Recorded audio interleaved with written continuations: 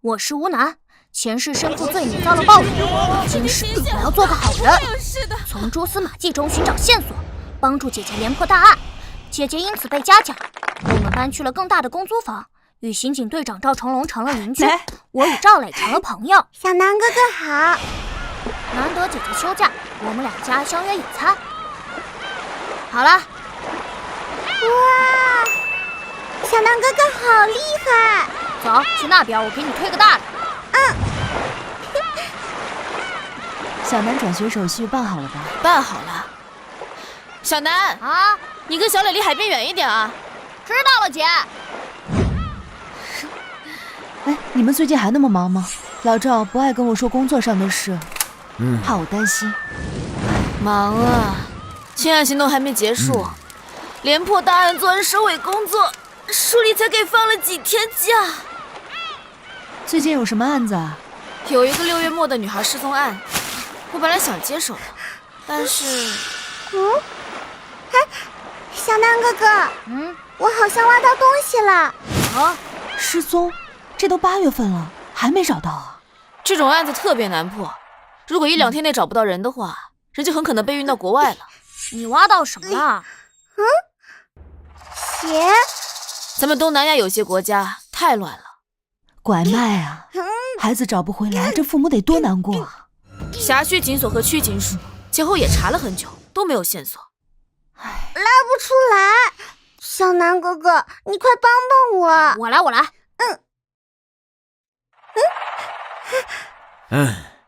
小敏、小吴，炭烧好了，想吃什么？下面还有东西，是连着的。是什么呀？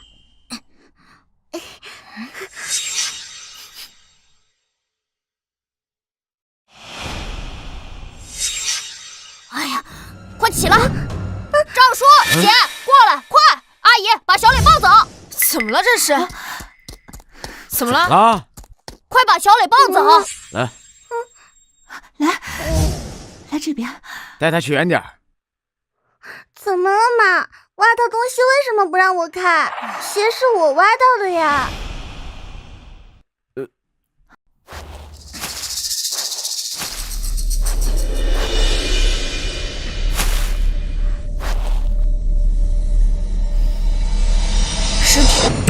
尸体？小南，这可不能开玩笑，你确定吗？我确定，我闻到了，且摸到了。小敏，你带着孩子打车先走。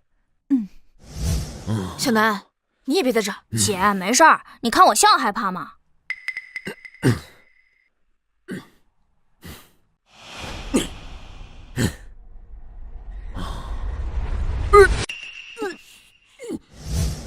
小吴，赶紧打电话回队，召集更多的人。我车上有警戒线，赶紧封锁现场。好。结合冰城1个月前的气温变化，以及海滩夜晚温度较低会减缓腐坏程度，这种腐烂程度死亡时间大概是在1个月左右。这个呀，要等到法医来了之后做进一步的勘查。1个月前？1个月前，就是罗珊珊失踪的时候。罗珊珊，女，6月30日下午放学后失踪。据调查，罗珊珊本寄宿于姑姑家，平时由父母接送，但当天放暑假，约定好其在外工作的父母开车亲自来接，但因学校附近大拥堵，晚了半个小时。本案最初由辖区警所负责，2天前移交总队。吃饭了，小磊，快下来，介绍哥哥给你认识。看了新案子，有什么发现吗？没什么发现，凶手随机作案，这种案子很难破的。哎呀，是啊。随机作案，监控没拍到，也没有目击证人，这样的案子神仙也破不了。脸部已经无法识别了，鞋不一样。衣物虽然已经被污染严重，但看样式也不一样。我记得很清楚，罗珊珊失踪前穿的是白色运动鞋以及校服，而她穿的是裙子以及黑色小皮鞋。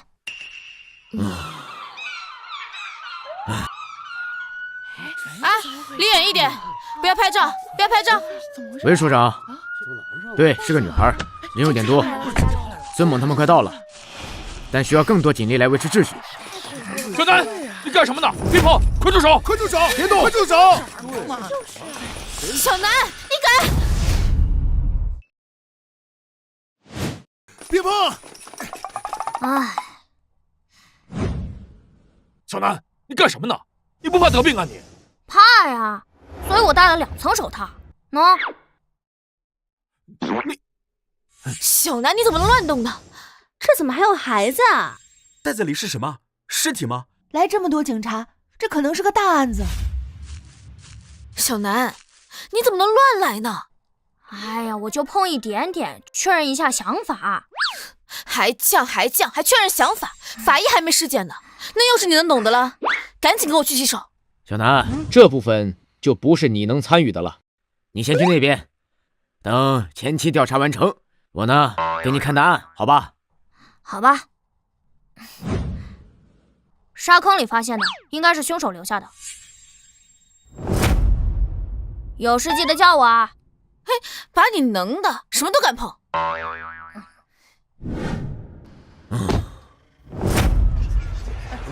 来这边，别站着了，看看这儿。都往后退啊！都往后退。哎，赶紧收一下。对，这边也拍一张。好的。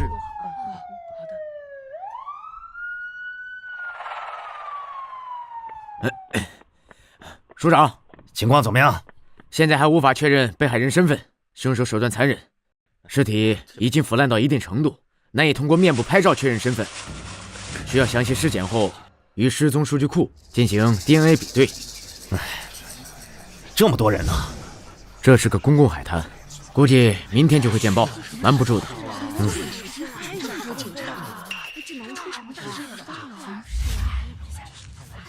案件性质极为恶劣，恐怕会引起社会恐慌，必须尽快破案。是，一定尽快完成任务。我已经通知了所有正在休假的一组警员，恐怕要成立专案组。好，专案组由你牵头，先查清死者身份吧。是。DNA 检验对比恐怕要几天时间，等确认死者身份之后，我们再去调查他的人际关系。我知道死者是谁了。你知道？你怎么知道？你以前认识他？以前不认识，但……署长好。你招数不上，你躲远点吧。你怎么还过来了？我知道死者是谁了。你知道是谁？法医还没鉴定呢。你知道？你会算命啊？这不是你该来的地儿。你刚刚乱动尸体这事儿，我还没找你算账呢。哎呀，姐，你最近工作太忙，肯定不知道我在干嘛。来，这是什么？被害人的素描画像，我刚画的。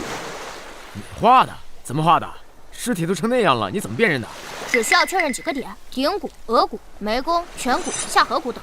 依据其面部骨骼情况，尝试复原其像，并根据其衣服尺码大小确认其胖瘦，然后画出来的。你会画画？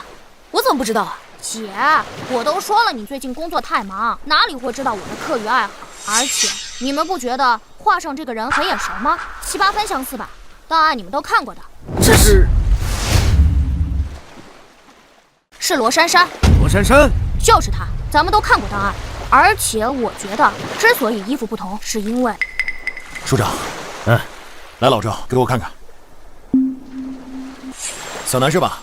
杨伯伯好。我知道你，小年纪画得不错，不输所里的模拟画师。不过我并不想打击你，你毕竟年纪还小。伯伯，您直说。那我就有话直说了，这根本就不是模拟画像，而是更复杂的通过骨骼复原项目。在法医这领域，往往需要借助3D 扫描技术，通过科学手段尝试复原，能够直接画出来并有几分相似的极少。而你只确认了一些骨骼点位。另外，人在不同年龄阶段，面部肌肉和脂肪分布均存在较大差异，例如中年存在鼻翼肥大、发腮等，婴幼儿则会有婴儿肥，青少年初期则会皮下脂肪较多，而脸型偏圆。随着中后期，骨骼进一步发育，而五官逐渐立体。而你并没有持续的参照物，仅凭着摸骨后的记忆作画，很容易受到其他影响。就比如你看过罗珊珊的档案照片，就总怀疑是她，所以你画的和她有几分相似就不奇怪了，也就肯定是她太草率了。杨伯伯，其实吧，署长，我刚刚对尸体进行了进一步观察，虽然腐烂程度不低，面部不能识别，但好在部分皮肤还算完整。我检查了被害人的双手、左手拇指以及右手拇指食指指纹，勉强完整。不过皮肤在腐烂状态下非常脆弱，接触式采集恐怕会很困难。可以拍照留底，让署里的画师过来，最好能画下更多细节。行，马上安排。如果能够画出足够完整的细节指纹来，能够在 DNA 检测结果出来之前，更快的确认被害人的身份。杨伯伯，怎么了，小南？要不您翻个页呢？翻页？他右手拇指是保留最清晰的。你画的？刚刚画的。这怎么可能？刚刚你不在尸体旁边。我凭记忆画的，我看过，我记得。凭记忆？这不可能，这怎么可能？我是天才嘛，过目不忘的，没什么不可能。如果要是不信的话，可以去与尸体比对啊。对，是对的，画的真好。仅凭肉眼观察，差距微乎其微。署长，这可以用。我认为我复原的肖像也没问题，可直接做进一步确认。派人去罗珊珊家中，在她日常用品上采集指纹。从她的右手中指第2节存在细微凹痕来看，是长时间握笔留下来的痕迹。她的惯用手就是右手，我画的也是右手拇指，对应的应该会采集到很多，可以马上进行比对。老孙，来了，你带人跑一趟。还有，我认为罗珊珊之所以与失踪时衣服不同，很显然是被凶手换的。而她现在这套衣服的材质虽然已经污染严重，但我看得出来是以欧根纱、蕾丝、天鹅绒以及纯棉布料为材质，是在全球流行很多年的可爱风格羊群，包括鞋子是一套的。也就是说，凶手绑架了她后，将其精心打扮，而后再……我们遇到了一个该死的变态。会破案的。还有更可怕的。小南，你又发现什么了？这案子可能更棘手，我希望我猜的对，又希望我猜的是错的。先不说，等杨伯伯做完初步的尸检报告，我需要进一步确认。行，都抓紧吧。好，是。来，都过来。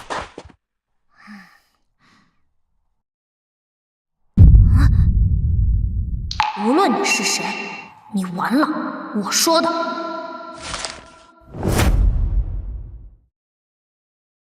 虽然 DNA 的结果还需要几天才能出来，但是根据复原的画像和指纹的比对，基本上可以确认受害人就是630案失踪的罗珊珊。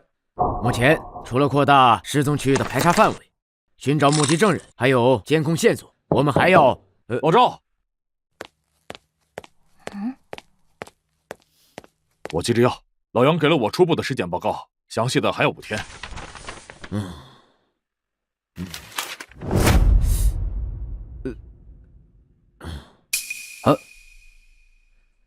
根据初步的尸检报告，法医给出了凶手的 DNA 样本，受害人致命伤是在颈部，而且凶手行凶的手段极其残忍，案情重大。除了社会走访调查，我们还要对被害人的人际关系进行重新的排查。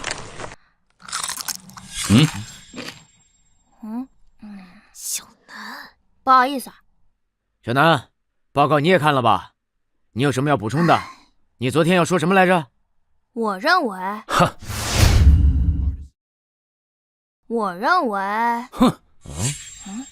赵队，咱们这儿开会呢，闲杂人等是不是应该先出去啊？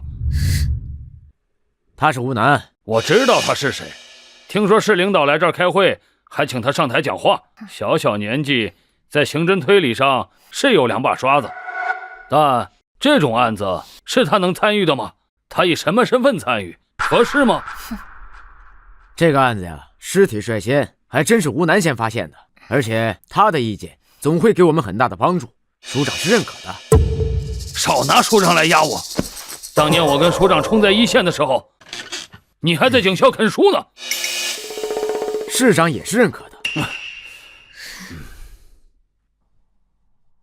魏庆年，小鬼，我这个年纪，名字是你能直接？男，生于1970年9月13日，毕业于曼河国立警察训练学校。91年参加的工作，历任槟城来县巡警、槟城花园路警所警员、南区警署刑侦队刑警。05年曾前往皇家警察卫官学院进修，后历任区警署刑侦队副队长、区警署刑侦队队长，现任三龙警所所长。你还调查过我？并非调查，经历过之前的几案，我知道我总会因为我的年龄而引发指责与排斥。为了减少这种无端的争执，我最近看了滨城警务系统上下所有人的履历，希望能与你们更好的交流。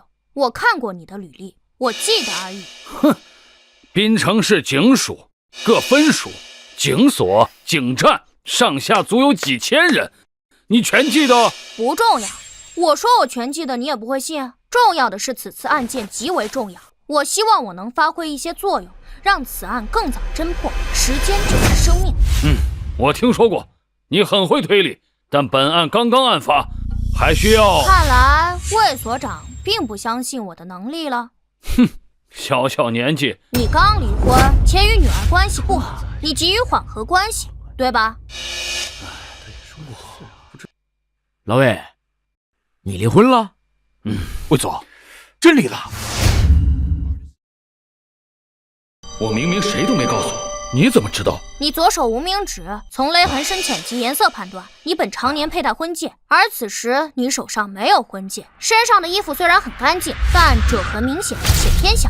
再看你头发，你今天应该刚洗过澡。你是一个很爱干净的人，但你领带下方有一块污迹，应该是吃饭时不小心弄的。从发黑程度来看，至少1周以上。结合来看，不是巧合，就是你刚刚离婚不久，开始独居，没人再为你洗衣做饭。你一早醒来，看着经常穿的衣服都脏了，所以你不得不在衣柜里找出过去的旧衣服穿上。因为你最近几年又有发福，所以衣服偏小，你找不到干净的领带，所以你选的那条颜色最深的，至少看起来不那么脏。会议开始前，你曾在外面走廊里打电话，手机是前几年的款式，贴纸虽然已经磨损严重，但看得出来，这种贴纸流行于小学、初中女孩之间，这说明你还有个女儿，而且你很爱她。会议开始没多久，你就变得开始焦虑，有明显烟瘾发作行为。但当有人向你递烟时，你拒绝了，你在戒烟。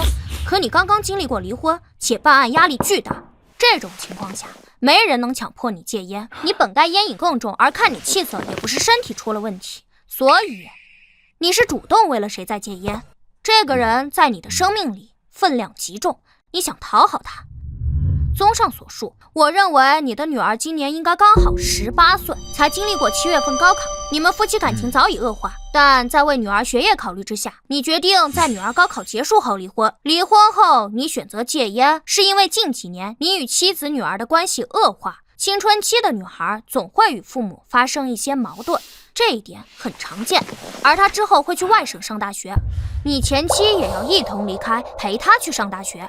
你与女儿之后就会很少见面，你担心就此疏远，所以你急于这个暑假在女儿上大学的前几月与她缓和关系。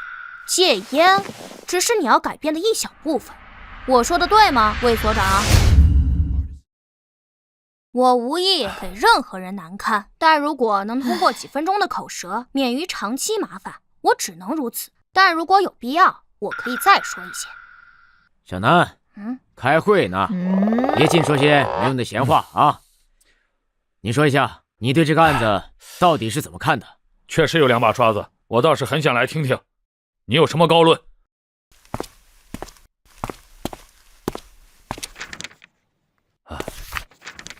有2点，但很重要。第一，我认为凶手并不是第一次作案，他很可能是连环案的凶手。第二，我认为凶手可能会在近期再次作案。这种恶性案件都是要上新闻的。据我所知，近些年从来没发生过这种恶性案件，连环案再次作案。小朋友，你不要信口开河。小南，你是依据什么做出这样的判断？首先，凶手给被害人换了衣服，将其精心打扮。其次，据尸检报告看得出来，被害人致命伤在脖颈，颈骨仅遭受1次斩击，这说明凶手并非是在慌乱之下采取捅刺、勒颈或闷死等方式杀害被害人，他非常干脆。再者，尸体发现于常有人去的浅湾海滩，而且还拿到了凶手的 DNA 生物样本。在被害人失踪距离1个多月，凶手完全有时间毁尸灭迹，埋尸荒山或者焚尸，可他偏偏随意埋尸。还有，据校门监控，被害人是因没等到父母，自行离开校门监控范围，而其父母是因堵车迟到，是偶发事件。我虽然还要对他的人际关系进行排查，但就我个人而言，我认为本案绝大概率依旧是随机作案。结合以上，凶手随机作案，手段冷酷狠毒，并不是第一次，且并不在意尸体与自身 DNA 被发现。从犯罪心理学角度，或站在犯罪者的角度来讲，它符合一个变态连环案凶手的特征。他很可能过去就做过此类案件，曾随意抛尸，曾被警方拿到 DNA 生物样本，但从未被抓到过。做下连环案后人间蒸发，直至今年他再次开始作案，依旧是随意处置尸体。我甚至觉得他是在挑衅警方，没被抓过，他无所顾忌。综上所述，我有2点建议：第一，将凶手的 DNA 生物样本连夜送去省府进行比对。冰城的 DNA 测序3天才出结果，而省府设备更先进，1天之内就能出结果。如果顺利的话，明天下午应该就会拿到凶手的 DNA 比对，来确认这是不是同一凶手所为。第二，应通知各区警署、警所、警站，近期一旦再次发生失踪案，一定要第一时间上报。据罗珊珊失踪已经超过1个多月，凶手极有可能会再次作案。我刚刚说了，时间就是生命，是潜在被害人的命。我带样本去省府，走高速的话5个小时就能到。稍等一下，小朋友，你为了让你的推理听起来没有漏洞，你在特意回避酒精问题。尸检报告写得很清楚，你故意回避。尸体里发现有酒精成分，应是被凶手灌酒。凶手可能饮酒，他或许本不是好人，酒精放大了他心中的恶念，所以他残忍、变态，做出各种非理性行为，这也是一种可能，对吧？你为何对此提都不提？懒得说而已。我并不想把大家的时间浪费在开会与辩论上，我的目的只想说服赵叔加快做 DNA 比对，以及防止潜在被害人再次遇害。我之前说的那些已经够用了。懒得说，还是说不明白？不过你非要问，那我也可以教你。教我？你觉得凶手为何要再次作案？再次作案是基于你的推理，那就基于我的推理。假设他是连环案的凶手，那他为什么要再次作案？因为生活变故。如今新闻媒体如此发达，近些年从未听说过有这种恶性连环案，那就是很早以前的连环案。凶手沉寂多年再次作案，极有可能生活发生巨大变故，生活不顺，走极端。他不仅喝酒，酗酒也很正常。我并不是在回避酒精问题，其甚至能让我的推理更加完整。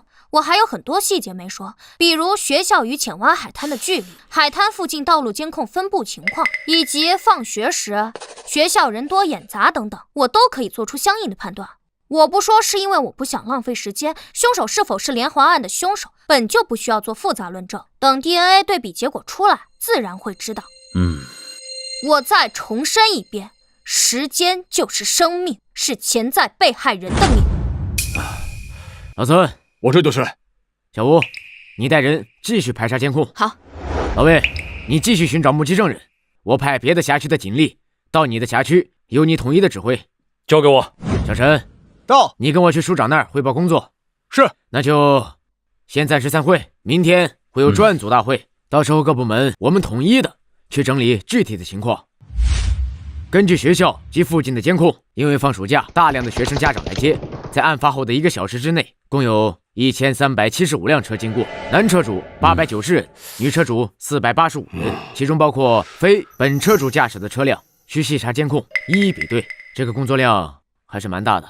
小赵，这个案子现在社会影响非常坏，我知道案件极其复杂，我不会要求你们限期破案，但你觉得你们还需要多久？这1个月。市长，像这种案子，伯伯，凶手随机作案，在新线索出现前，没人能证明破案时间，而如果始终查不到有效线索，甚至可能成为悬案。你小子戴着耳机，耳朵还这么灵啊？没开声音，一直都听着呢。报告。进。队长，孙队说打不通你电话，打到我这里来了。开会手机静音了，怎么 DNA 比对有结果了？有，孙队说与515系列案凶手 DNA 匹配吻合，案件简报还在发送传真，一会儿就过来。515案，515系列案，好像啊。对515案。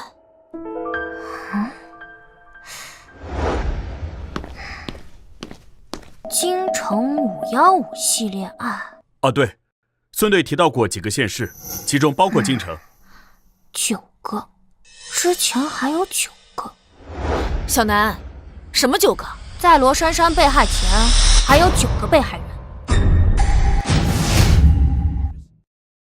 9个？这怎么可能呢？我怎么从未听过？小南，你别又……小南，你是很了解这个案子吗？也是才知道不久。昨天我推定凶手可能做过系列案，并在网上查了查。系列大案哪怕很久远，但也总有些新闻。这些案子你们没听说过也很正常，因为它最早发生于21年前，也就是2004年。04年8月25日，京城市郊荒地发现一具残尸，死者名为苏婉娜。05年8月16日，京城市京浪县环卫工在清晨的垃圾桶里发现一具残尸。05年7月9日，京城北郊新村乙河旁，钓鱼者在钓鱼中发现一具高度腐烂的尸体。还有05年7月30日、9月2日、06年3月19日、8月7日、07年4月3日。从2004年8月开始到2007年4月，不到3年时间，凶手在周边村县以及京城疯狂作案9起，其中6起采集到凶手的 DNA 样本，另外3起是通过其他线索的交叉对比，推论同一凶手所为。特大连环案9起。在2005年5月15日，皇家警察总署将9起案件并案处理，重新组成专案组挂牌督办。因为案情极为复杂，凶手始终逍遥法外，案件详情无法对外公开，遵循侦办保密原则。此系列案并未以任何一起案发时间命名，而是以新专案组成立时间命名，即515京城特大连环残害杀人案。为侦破此案，当时京城警方以及515专案组先后排查近万名嫌疑人，对比指纹超过3万份，却一无所获。且皇家警察总署在08年还曾对全社会公开悬赏100万来征集线索，时至今日，这个悬赏依旧有效。你说的是血衣案、血魔案？都对，您2位当时都是刑警，应该耳闻过。在2005年，刘源尸体被发现时，身上裹着一件拉链损坏的男性外套，因为被血染红，还上了当时的地方报纸，所以被民间称为血衣案。血魔案的称呼则是来自网络。昨天上午，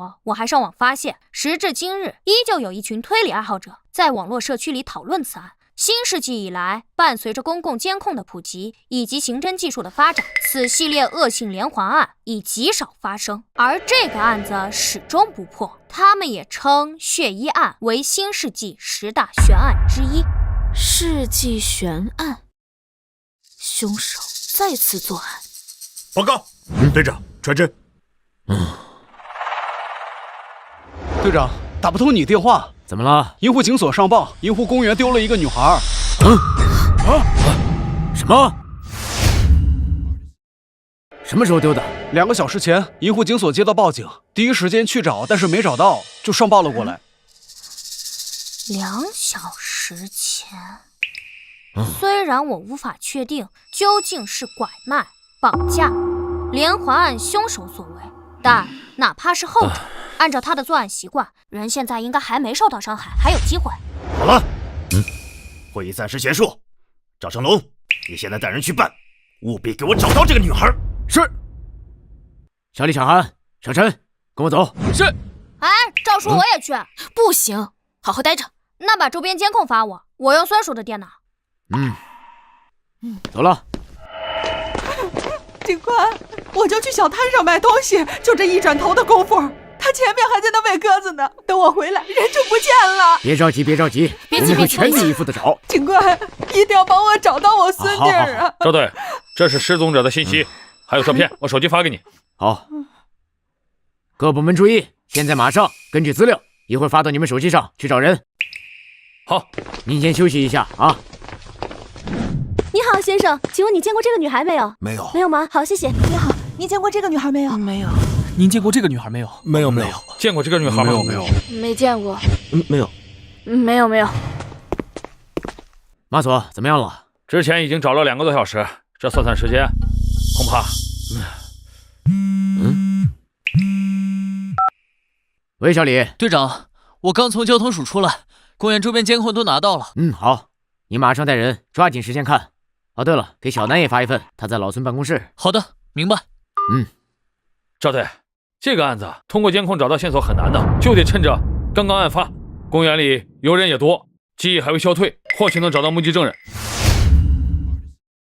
这个公园啊，一共3个出入口，除了正南大门外，还有东北角的停车场入口，以及西侧靠南的小门，这3个出入口都有监控。另外呢，四周外面十字路口有交通监控，内部除了停车场，还有分布了20多个监控。监控不算少，但这公园太大，且是开放式公园，而且它四周没有围栏，而是通过树林树墙做遮挡。想要进出公园，并非一定要走门。在赵队你们过来前，我已经带人走了一遍，共发现7条小路，而且草地都被踩平了。我还特意拍了照片，你看一下，全部都是附近居民踩的。也就是说，如果是有人带走了潘静，是能完全避开监控，离开公园的。对，而且很容易。公园监控你们都看了？我看了，没有任何发现。赵队，小吕的能力你是知道的，连他都不能在监控里边有所发现。不过按照正常流程，总队这边也会重新审一遍所有监控。那是自然。对了，赵队，有件事不知道当不当问。你说。这起案子不知道你觉得和2天前的浅湾海滩的案子有关吗？难说。有可能他就是绑架拐卖，也有可能就是同一人所为，尤其是嫌疑人选择在这里动手，没有在监控中留下线索，说明他对这里监控的时间非常熟悉。浅湾海滩那个案子，被害人失踪的时候，凶手就是避开了所有监控。哦，对了，小吴，把公园内部监控给你弟也发一份，有用没用给他找点事干，不然他又该闹着来一线了。行。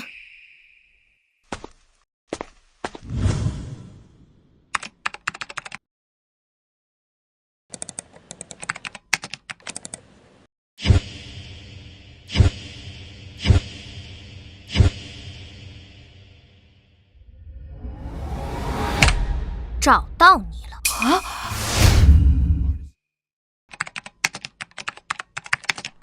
慢 A59，这就对了。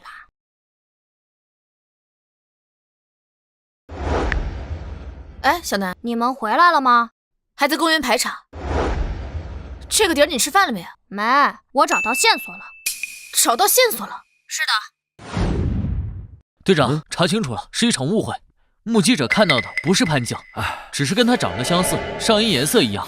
当时跟他在一块的是他母亲，确认过，已经回家了。那你们继续查吧。这公园这么大，这么多人，你们继续问，我就不信没有蛛丝马迹。是。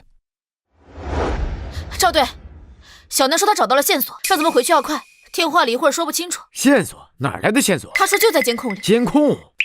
他说什么？说让我们赶紧收队，今晚就能抓到人。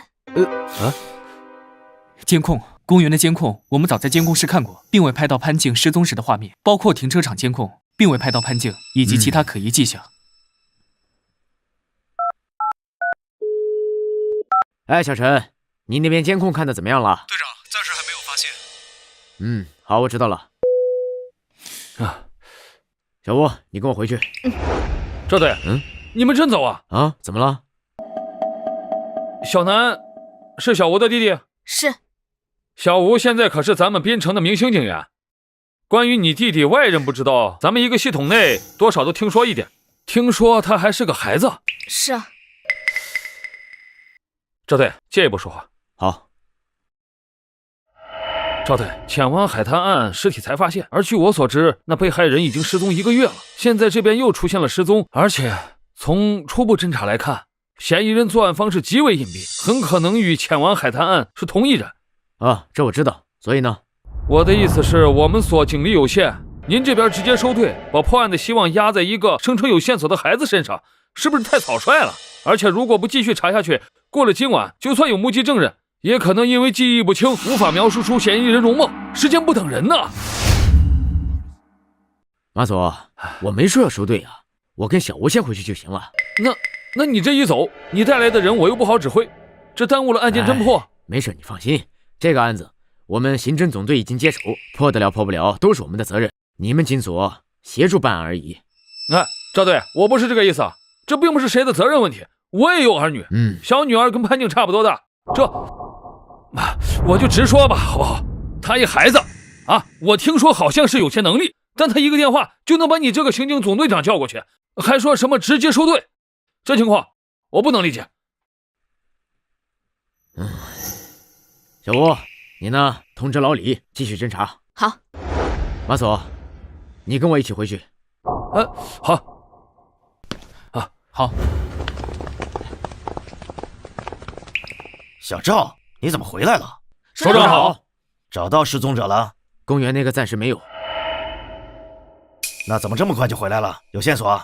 有2个目击者，但都是误会，看到的并不是失踪者。不过小南那边有线索，他看了监控，他说今天晚上就会抓人。那他现在在哪儿？孙猛办公室。走啊，愣着干什么？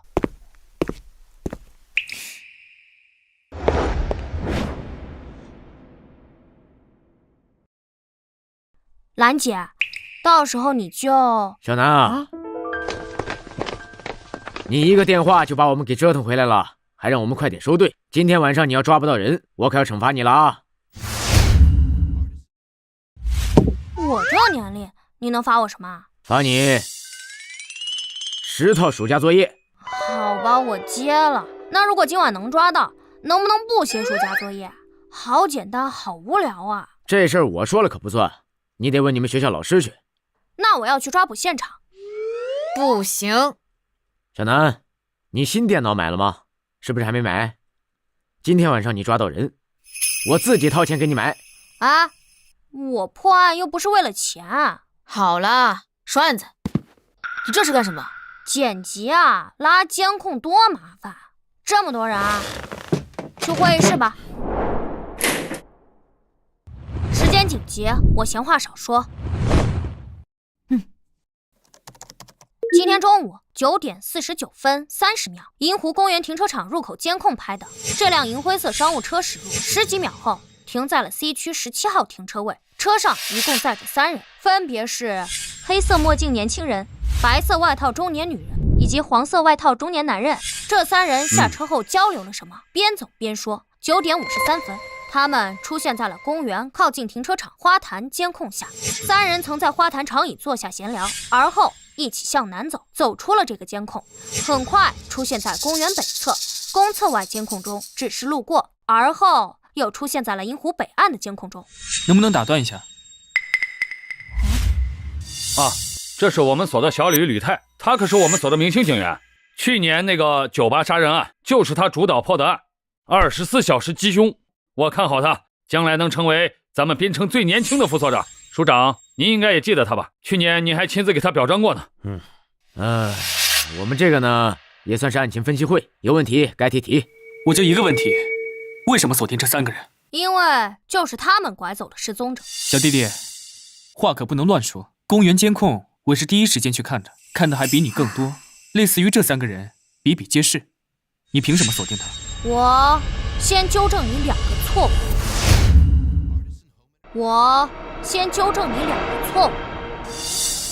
第一，我并非一开始就认为他们是嫌疑人，我站在怀疑一切的角度看监控。银湖公园本就人流量大，形迹可疑的人很多，比如兰姐。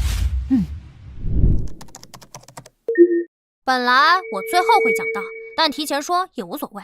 串联他们在各个监控下的行为，他们可能就是小偷，而且相互之间应该认识，不难抓到。不难，但我现在没时间没心情跟你解释这个。我为什么认为他们当天一定行窃了？他们其中一定有惯犯，过去没被抓过，你们再抓，自己去问或者自己去查。我们现在要讲的是失踪案。第二，你刚刚自称监控比我看得多，你是错的。你肯定没我看得多，当然你也可以选择不信，你可以提问，但我并不是在向你汇报。回到案子，刚刚吕警官所提我为什么锁定他们，本身是筛选后的结果，但涉及到大量无关闲杂人等的旁支推理，包括排除法，具体我就不说了，就说他们，只要他们是就够了。上午10点20分左右，他们出现在公园的游乐场附近，多个监控全都拍摄到了他们，并停留闲聊。10点47分左右，他们离开了公园游乐场，之后很长一段时间都没有出现在任何地方。11点07分，位于鸽子广场西北角的监控拍到，他们就是在这里分开的，是年轻人先离开，向西走，离开了监控之后，是白衣女、黄衣男一起向广场里面走。注意这个画面，他们在离开时都先后偷看了监控。再看这里，11点35分，黑色墨镜年轻人出现在篮球场边上，看人打篮球，一直在看，直到12点09分，他接了个电话，而后走出监控范围。考虑其步行速度以及路线长度，这几个截取监控画面都可以证明，这墨镜年轻人在接完电话一路直接回了停车场，然后开车离开公园。赵叔、姐，你们觉得他们还不可疑吗？按你刚刚说的内容来看，这3个人是早上9点多到达公园，到中午12点多，年轻人独自开车离开。但是他这一个上午，他们都只是在公园里闲逛，没有目的，而且还注意着监控。如果从案情分析和怀疑的态度来讲，很有可能只是小偷而已。而且2个中年人带着一个20多岁的年轻人开车来，外地车牌，很像是来旅游的，父母和儿子一起来。咱们滨城本就是重要旅游城市，如果他们第一次来银湖公园，四处走走看看，发现确实没什么意思，说他们是来旅游的，应该也很合理吧？对，推理到这一步有很多可能性。而且，虽然报案时间，你不能因为年轻人接电话的时间和潘静失踪的时间相近，就贸然断定与他有关。失踪主家属报案时间是今天中午12点15分。据他描述，当时他的孙女潘静正在喂鸽子，他去一旁的路边摊去买零食和水，还给鸽子买了玉米粒。根据路边小摊附近监控，他是12点06分来到摊位前，12点10分离开。走回去后，发现他的孙女丢失了，找了几分钟才报案。潘静是在那4分钟之内失踪的，而篮球场里面的年轻人是在12点09接到电话。巧合？连巧合都不算，因为事发是中午，是吃午饭的时间。银湖公园里虽然有一些小摊儿，但都是小吃，想要正经吃午饭，还是得去外面。潘静失踪的时间点上，有太多人接打电话以及离开。如果以在公园闲逛一上午，中午接打电话后离开为标准去找寻线索，那这种线索我可以找出上百，甚至更多。另外，停车场入口，包括停车场内监控都是无死角的。年轻人离开时，潘静不可能在车上，根本没有办法送到车里。你倒是帮我解释了部分我想说的内容，说完了吗？你目前的一切推理，哦不，都甚至算不上推理，没有任何逻辑可言，只是他们行迹稍微可疑。他们与潘静的失踪到现在都没有直接的联系。你说完了，可以坐下，我继续讲。小朋友，你这是在耽误所有人的时间。这位吕警官，11点的时候，嫌疑人就出现在鸽子广场的监控下，他们与失踪者出现在过同一监控下，你怎么就说二者没有关系呢？银湖公园只有2个广场，一个是西北的鸽子广场，一个是东南的银湖广场。对于第一次到银湖公园的人来说，打车过去的话，走大门进去游玩，一定会经过银湖广场。而如果开车去的话，从停车场出来，往往会经过鸽子广场，那里还挨着一个人工湖，放养的黑天鹅常引人驻足。整整1个上午的时间，与失踪的人出现在同一画面的人，没有上千，至少有上百。你们就是这么找直接证据的？那个年轻人呢？他为什么一个人单独开车离开，丢下了那对中年夫妇？你怎么解释？可能性太多了。他们之间的关系可能是父母和子女的关系，可能父母在老家，子女在外地工作，抽空回来看看，带着父母去公园转转走走，中午有急事又走了，又或者是和父母吃不到一起，与朋友一起出去吃了，这有无数种可能。再者，他们都未必是亲属关系，可能只是认识，顺路过来，自己好久没来了，四处转转等等。而且现在滨城好多外地车牌号车辆，你刚刚也说了，有无数种可能。那我弟弟说的不也是一种可能吗？毫无逻辑啊！你破案就靠猜吗？吴心言警官，吕警官，姐，他交给我，不劳您费心。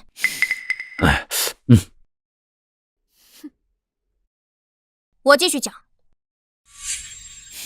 我知道你不服，明星警员，年纪轻轻，前途不可限量，你很骄傲啊。我还能有你年轻？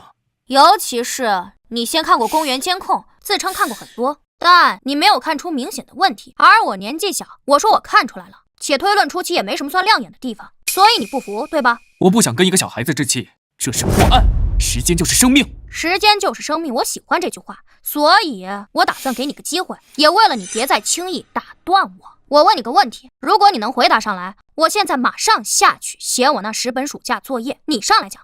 但如果你回答不上来，就请你闭嘴好吗？你问。问题很简单，在年轻人开车离开后，他是否回来过？如果回来过，什么时间以及哪个监控他出现过？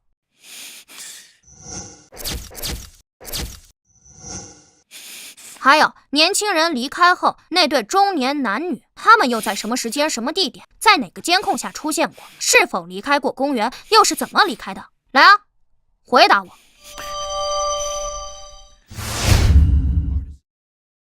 看得出来，你是一个注重切实线索、很讲逻辑的人，你不会去胡乱猜测。所以，什么时间、什么地点，谁在哪个监控下出现过？想不起来了吗？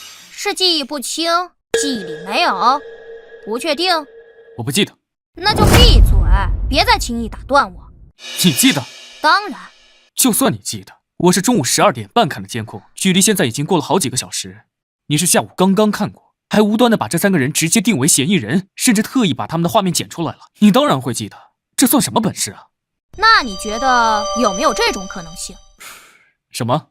他们不在。什么不在？人在看监控时，尤其是同时看多个监控，寻找可疑信息线索时，往往都会对形迹可疑的、多次出现的、反复出现在被害人身边的目标印象深刻。一旦可疑人员出现次数过多，他就会显得更加可疑，会被更多留意。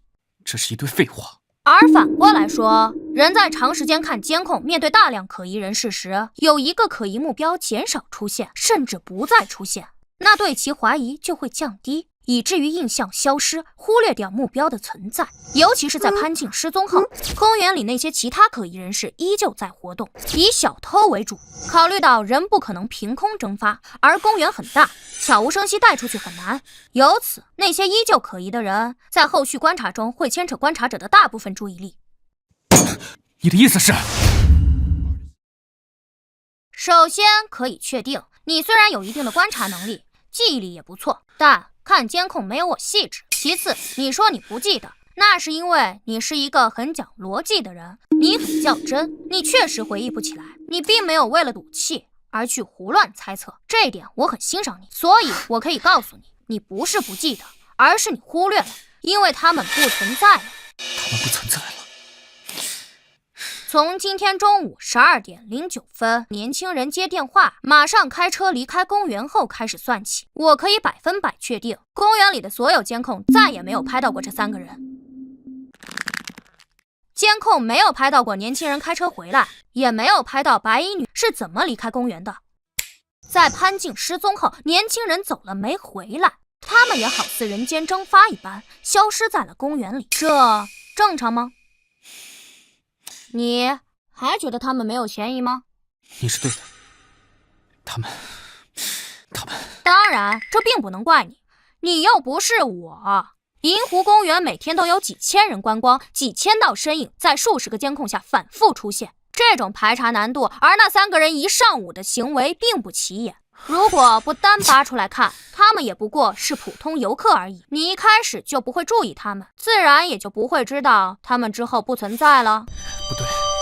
不对，哪里不对？不够，这不够，还有太多可能性。如果只是推理到这种程度，还不足以证明他们就是绑架者，还有其他的可能性。而你说今晚一定能抓到人，你在说大话，你在赌，你在说大话，你在赌。可以根据车牌号锁定车主，今晚确实是能抓人。既然有疑点，肯定要问一问，这也是排查的一部分。不过，可能抓错人。首先，3人行踪最大的疑点是中年男女的之后的踪迹，因为根据监控显示，他们进入公园后走走停停，观察感很重。如果他们是游客，第一次来这个公园，那么中年男女之后的消失就极不合理。他们对公园不熟，一上午总是暴露在各种监控下，之后怎么可能刚好避开所有监控离开公园？哪怕没离开继续观光，也应该频繁出现在其他监控下才对，怎么会消失？反过来说，如果他们本就对公园很熟，知道监控分布以及公园内小路，那么他们一上午的行迹就更加可疑了。观察什么呢？当然，确实有其他很多的可能性，比如中年男女是本地人，了解公园，而年轻人是外来的，他们走走停停，不知道说了什么，实际上是在给年轻人介绍公园环境，而年轻人不太感兴趣，看了一会儿打篮球，跟人有约直接走了。而中年男女是本地人，可以直接走小路离开。他们也可能是小偷团伙，亦或者他们就是最普通的一家三口，太熟了反而没什么好看的，随意看看转转而已，聊的都不是公园里的事，看起来稍微奇怪而已。所以你在赌他们时，这就是你发现的。我当然没在赌。那他们人都走了，你还有什么可说的？因为我耽误了很多时间，一会儿还得去交通署。我直接说重点吧。这是银湖公园的鸟瞰图，大门在正南，西侧靠南有小门，东北角是停车场出入口。今天中午12点14分51秒，年轻人驾驶车辆离开公园，进入北塘大道。12点15分23秒，在北塘大道与东湖路交叉口等红灯。12点16分07秒，右转进入东湖路。12点17分04秒，经过东湖路与银湖大道交叉口，未遇红灯，转入银湖大道。12点18分15秒，经过银湖大道与西陵路交叉口，等红灯。12点18分29秒，转入西陵路。12点20分57秒，经过西陵路与北塘大道交叉口，未遇红灯，直行一路向北。这是年轻人驾车离开公园后的大致路线，差不多就是这样。谁有什么发现吗？这个嫌疑人离开公园之后，为什么还绕了公园走了大半圈？他为什么不在路口左转掉头，向前向右直接就走呢？车道限制，走不了。因为北塘大道与东湖路交叉口离公园的停车场入口非常近，公园日常游客又多，经常发生大拥堵。午高峰的时候，交通署都会派人现场指挥，禁止左转掉头。而且这个西林路再向北是滨水立交，要想走立交桥，必须这么绕过来。这条路线本身并无问题，所以我没看出来，你这说不是路线问题，而是时间不对。时间？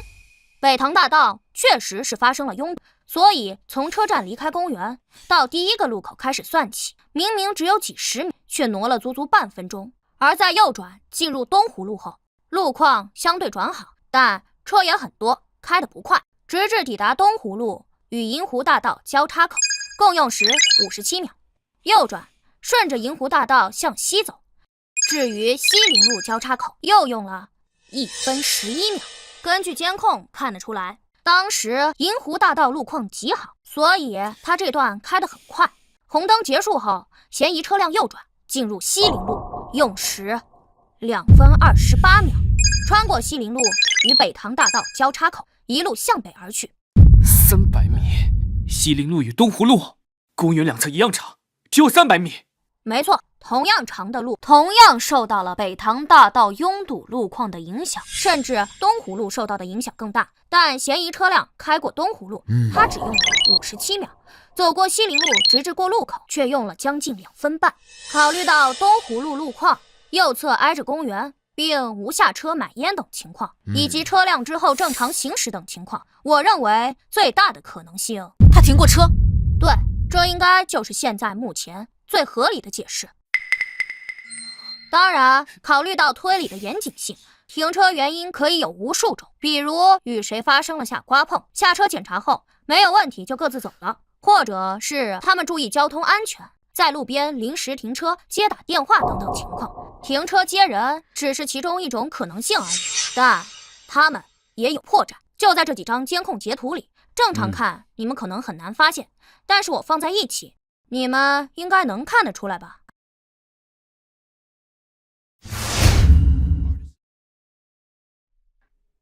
第4张，挡风下面有白色的东西。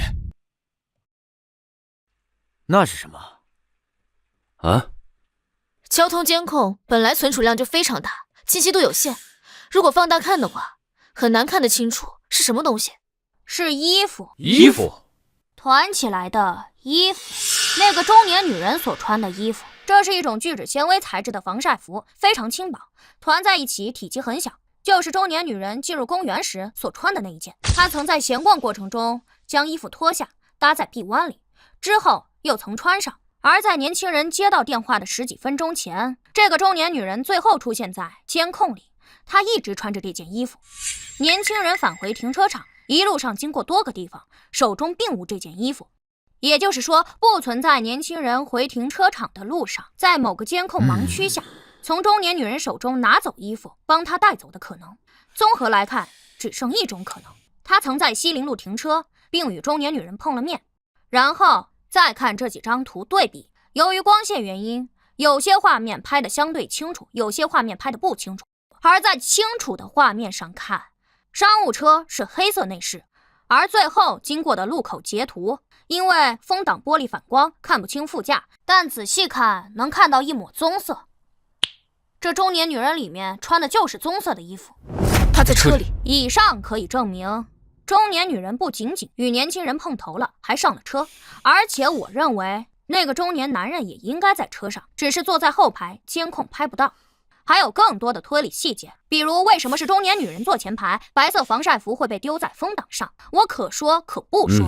单就说大体上推理到这一步，我至少有60%把握确认失踪的潘静也在车上，在后排由中年男人看着，且意识模糊。抓人吧，赵队、所长，这么多疑点，这世界上不存在那么多巧合，大概率就是他们。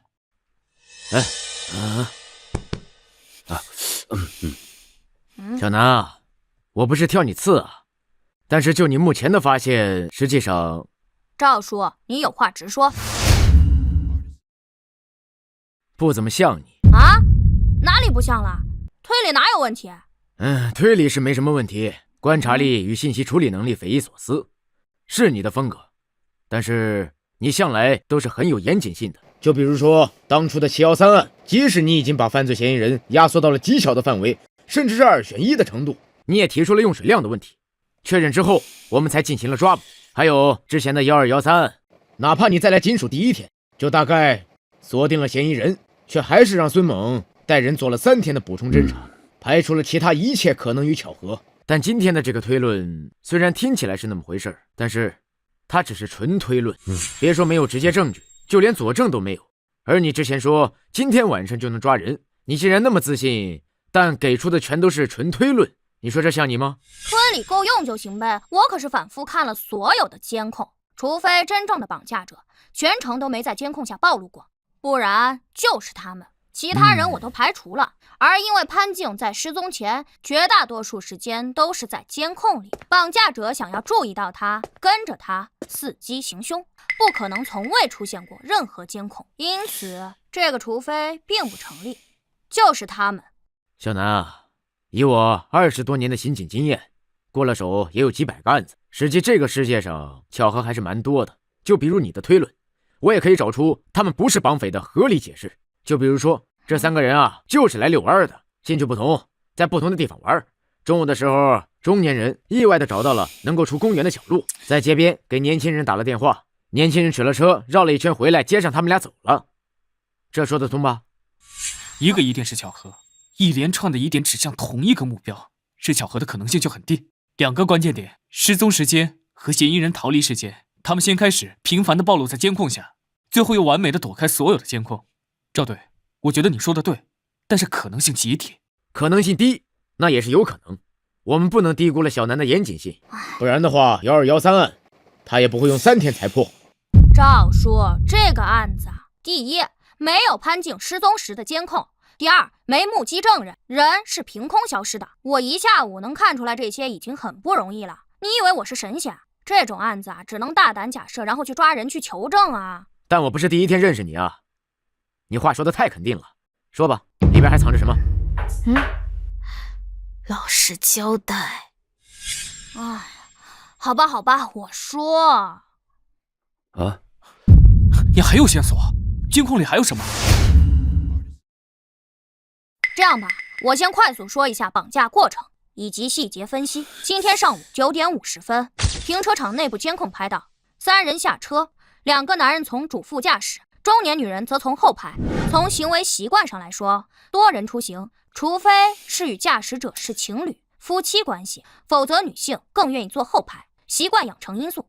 还有距离感，出门带包东西多，以及后排可以不系安全带等。当然，他们也可能是随便坐的。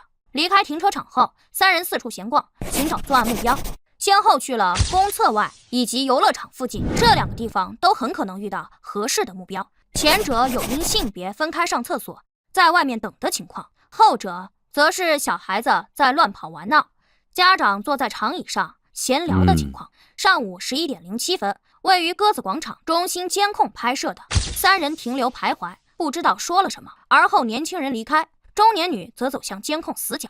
而我认为他们应该找到了下手目标，但未必就是失踪者。根据同一时间鸽子广场中心监控拍的，适合下手的目标的不止潘静一人，因为追鸽子喂鸽子会与家长分开，就有可能脱离监控范围，而有的家长则会三三两两聚在一起闲聊，一时疏忽照顾。11点40分左右，路灯监控拍到潘静坐在长椅上吃完了冰淇淋，而后也要闹着喂鸽子。李淑芳带着他去了路边摊，买了玉米粒。11点45分，他在喂鸽子。12点06分左右，位于鸽子广场中心监控拍到他手上只剩下一小包玉米粒，开袋时还撒了一地，差点哭出来。奶奶心疼他，又去给他买了玉米粒以及水与吃的。在李淑芳走开后，潘静捡起了地上半袋玉米粒，又要追着喂鸽子。而有的鸽子飞到很远的地方，可他想全部都喂到，便追着个别鸽子跑出了监控范围，这反而惊走了鸽子。但他依旧想喂，追着追出了监控范围。中年男女趁此机会将其抱走，且应该是离经了，不然你们排查了一下午，怎么可能没有目击者看到挣扎的潘静？中年女人将衣服脱掉，裹在潘静的身上。考虑到潘静年龄与身形，她应该在60斤左右，女性很难长时间抱她，且应该是中年男性抱着她，裹着白色外套，这使得下午排查的衣服不一样，很难找到目击证人。中年男人抱着孩子不方便，应当是中年女人通知年轻人得手，而后两人带着失踪者避开了所有监控，走小路离开公园。12点20分前后，年轻人开车过来接应上车，中年男将潘静抱入车上，而后跟着上车，中年女因此上副驾，这就是他们与来时座位不同的原因。中年男将潘静放好后，将身上的白色外套还给了副驾的中年女。那中年女已经上车，也不好再穿上，便先随手丢到了风挡前，所以会被拍摄到。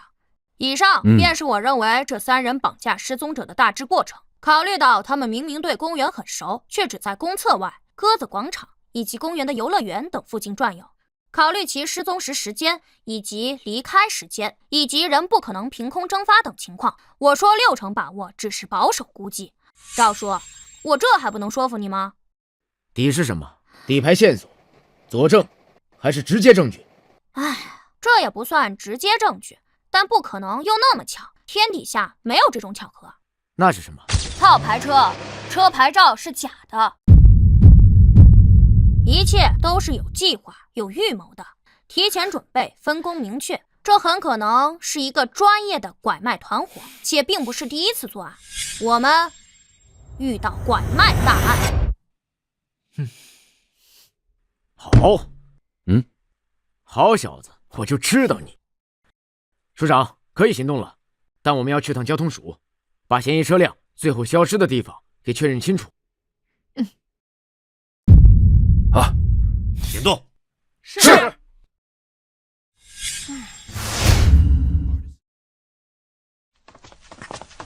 啊，赵叔，等等我！我聪明绝顶的天才弟弟啊，能不能告诉你姐姐，你怎么知道嫌疑人的车辆是套牌车的呀？你在交通署有熟人啊？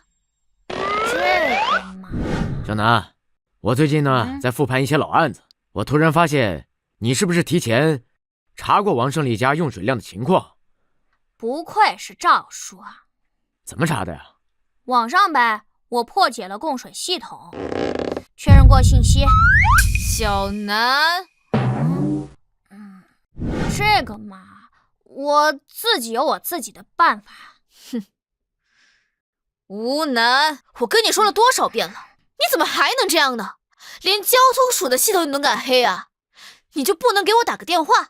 是我不能帮你查，还是赵叔不能帮你查？哎呀，破解都是顺手的事儿，打电话多麻烦。还顺手的事儿？你找到的黑客呀？我可保不了你啊，赵叔也保不了你。哎，赵叔，你看他。好了，小吴，都是为了案子，小南为了破案，特事特办，赶时间，走了。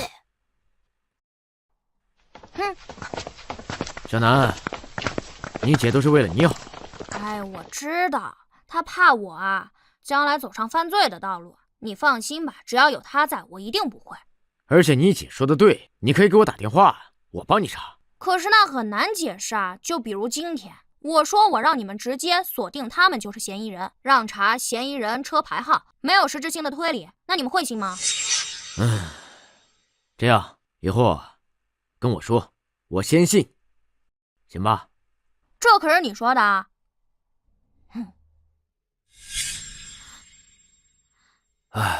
这小子是有些本事，但还算不上天才。要是我拿到交通监控的话，与公园监控二者相结合，我应该也能看出来。尤其是嫌疑车辆在走西陵路时破绽太大，正好与失踪时间相契合，以此为切入点，进行逆推，初步锁定嫌疑人，大胆观察，抓住细节，得出结论。他说过自己是反复看监控，应该就是这么推出来的。对，应该就是这样。哈哈，小吕啊，他还是个孩子，又没系统学过刑侦，当然不可能跟你比了。他才破过几个案子，这2年咱们银狐所的超高破案率，可是都靠你啊！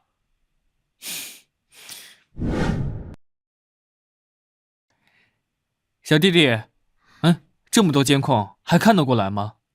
还是退一边去吧，让我来看。你别年纪不大，再把眼睛看花了，戴了镜子啊！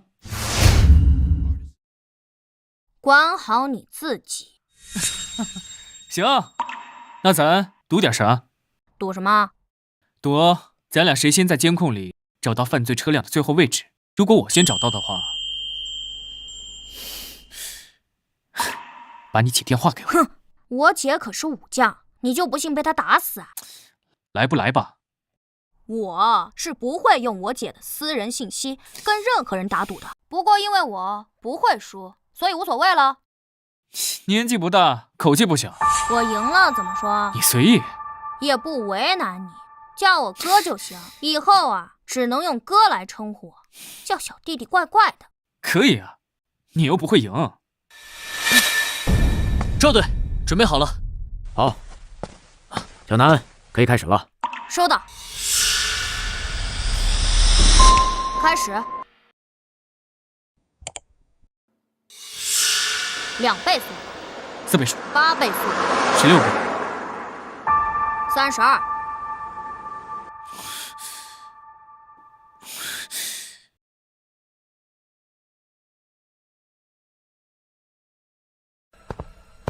哎，这小孩谁啊？怎么跟着一起看？好像叫什么吴楠。赵队，人眼不可能跟上这种快进频率，这不胡闹吗？嘘，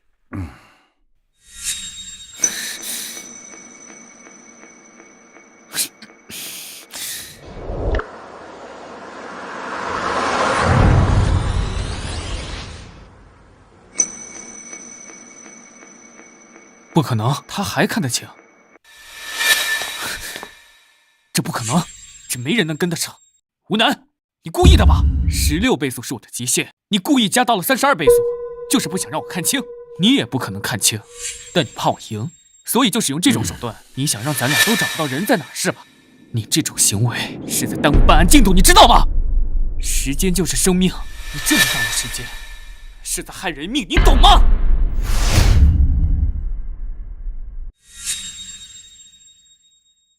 怎么不说话？是被揭穿了？吴楠，好大的帽子啊！能不能闭嘴？看不出来就在旁边等结果。赵队，你不管吗？赵队，让他占着大屏幕再装模作样的看下去，没有任何意义，浪费所有人时间。哎呀，可惜交通卫士系统在我国还没有普及，只有首都和巴雅勒几个重点城市才有，不然监控更清晰，能直接实时锁定车牌追踪，不用人力来排查。这样，赵队，我看要调更多人过来，把监控时间调回嫌疑车辆离开公园时，咱们更多人重新看，无论他怎么绕，城市监控密度是足够大，一遍看不出来就2遍，哪怕花上几个小时，咱们今晚一定能锁定嫌疑车辆最后消失的地点，确认大概区域。这能看见吗？是啊。至于这个小子，前期功劳值得肯定，来这边也没浪费太多时间，就让他回去吧，不能让他再这么胡闹下去了。3分钟，我给你们答案。好，3分钟。哎，这不对吧？这监控时间都快下午3点了，嫌疑车辆是中午12点多出的公园，就算在外面兜圈，也不可能跑3个小时，那样反而会暴露。应该早就到达目的地了，所以你在装模作样的往后看什么？64倍速。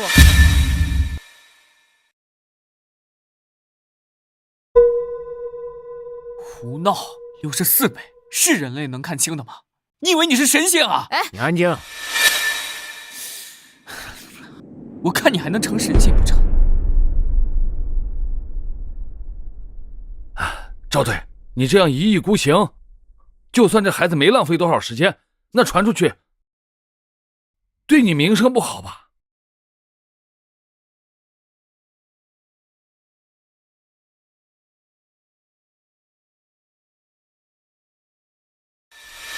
？10、9、8、7、6、5、4、3、2、1，时间到了！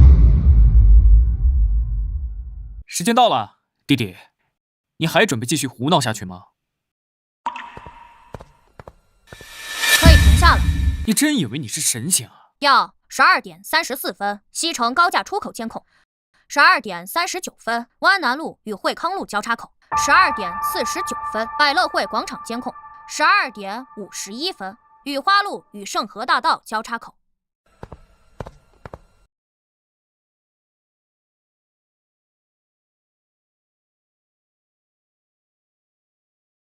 14点04分13秒，永恒路与福汇街交叉口。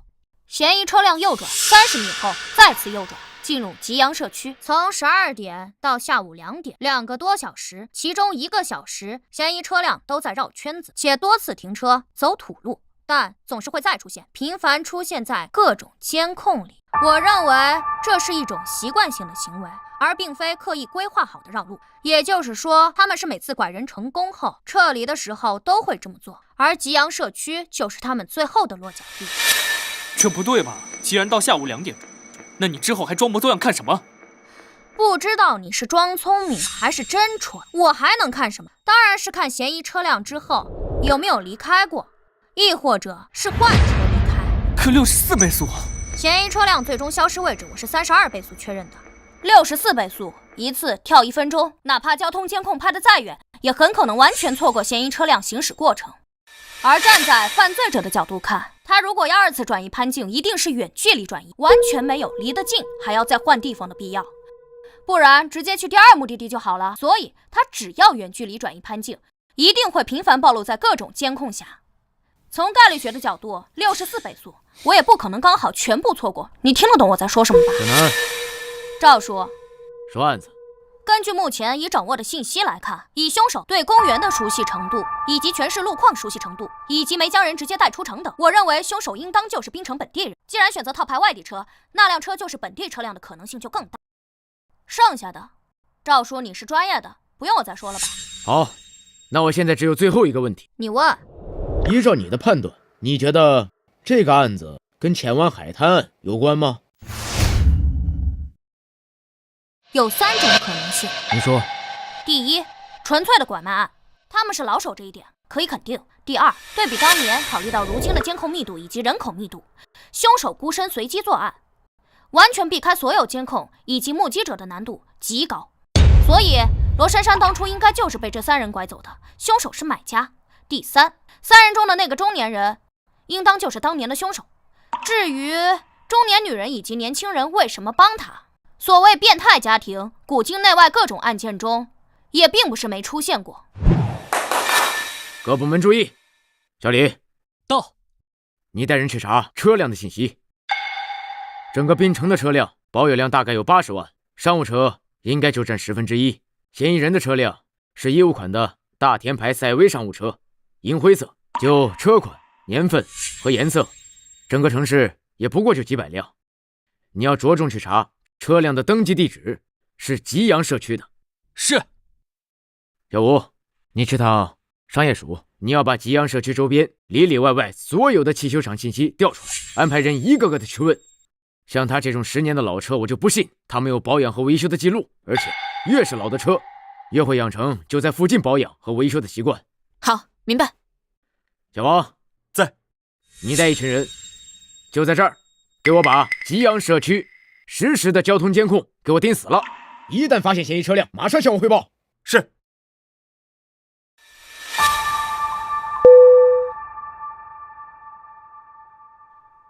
哎，老孙，下高速了吗？下了。哎，那刚刚好啊。你这样，你赶紧打电话安排一下，你调几辆车，马上去吉阳社区。要便衣，你先过去，蹲守信息我之后发你。都来得及，放心吧。好。喂，朱所长，哎嘿，是这样啊，麻烦你啊，帮找个人。对，那个应该是就住在你管辖的片区。一会儿啊，我把监控录像给你发过去，你看看有没有熟脸。好嘞，那我等你消息。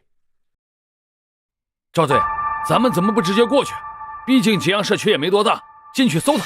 因为至少是个拐卖大案，吉阳社区再小也有几10栋楼，上万人，各种巷子、背街，那3个人至少是拐卖惯犯，抓出来肯定是被枪毙。如果大张旗鼓的去抓，可能会对潘静带来危险。哦，这样啊，我不是刑警出身，之前做督察工作，倒是没想那么深。他怎么可能看得清？怎么可能看得这么快？他不是人啊，他是破案的神探。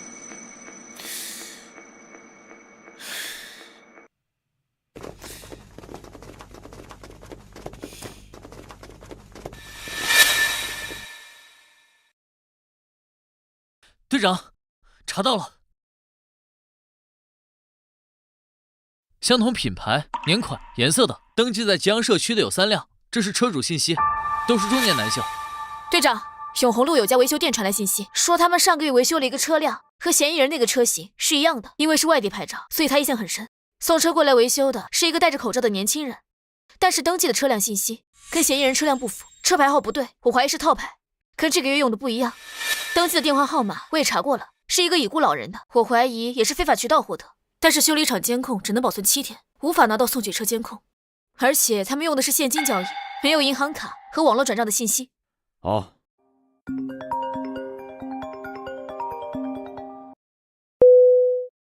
喂，朱所长。哦，是都没看出来吗？的确，监控录像还是不够清楚。行，那就这样吧，给您添麻烦了啊。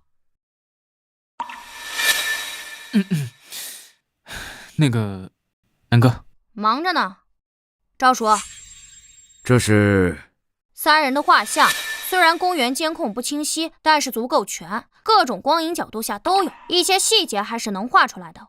我能确认至少7成像吧。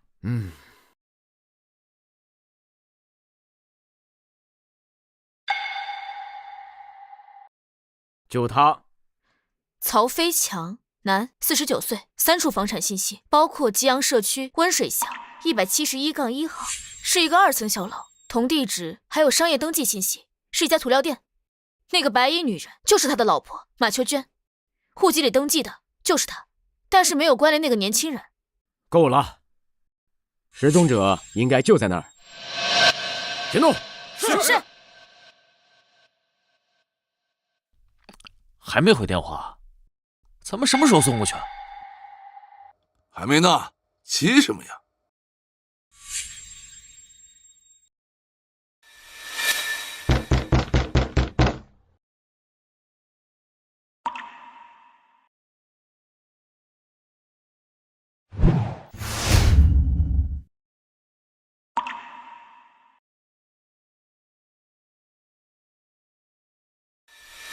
是个小要饭呢，这不亲自送上门来，活该这么发财。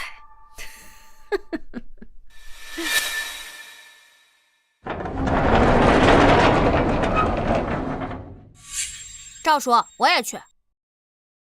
姐，对方必然警惕性极强，至少有3个人，有没有第4人、第5人，谁也不清楚。潘静在哪个房间里，谁也不知道。你们要是叫不开门，打算强攻吗？拐卖惯犯是够枪毙的。他们要是负隅顽抗，伤害潘庆怎么办？谁来保证潘庆的安全？我就帮你们敲个门，又不是没敲过。王胜利的门不就是我叫开的？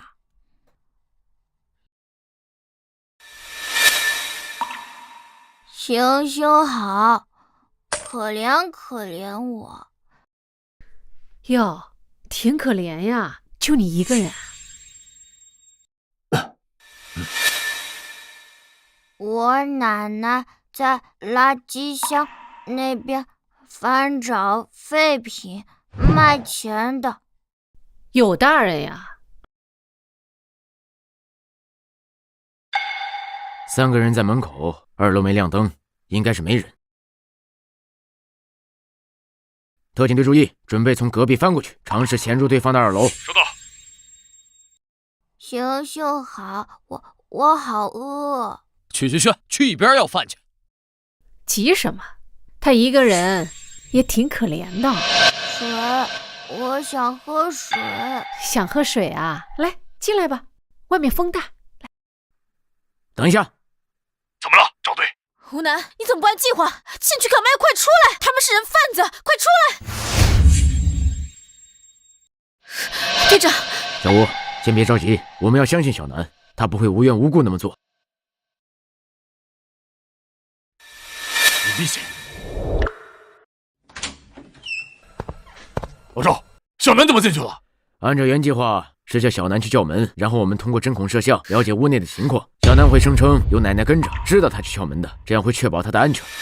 按照计划，没有他进屋的这个环节。这小子，行了，你也别着急，相信他会照顾好自己的安全的。他进去转一圈，可能是为了确定失踪者的具体位置。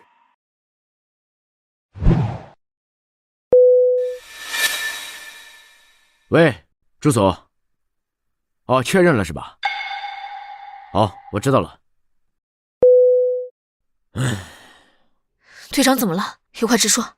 是这样的，我联系了管辖的警署，给他们发了画像，他们认出了这3个人中的那个年轻人，而且根据系统的对比，熟练。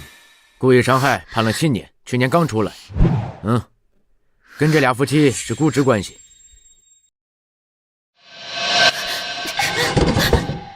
小吴，我们要充分的相信小南，我相信他，他自己能出来。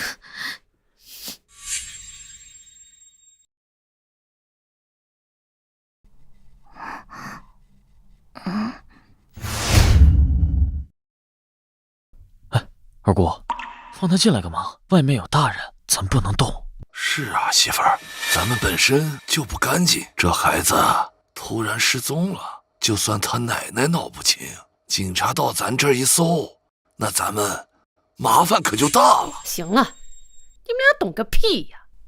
哼，但凡是一个老太婆带了一个孩子要饭，我们问清楚，我们有的是机会。小朋友，你从哪儿来呀？村里。就你和奶奶呀？你们是要去哪儿呀？奶奶说北边有大城市，有钱。哎呦，还要去外面的城市啊？那你们走着去啊。你们晚上住哪儿啊？桥下面。说不定今天晚上就有机会。哎，小朋友，你晚上要去住的桥洞，你还记得在哪儿吗？啊，你渴了饿了吧？随便吃。谢。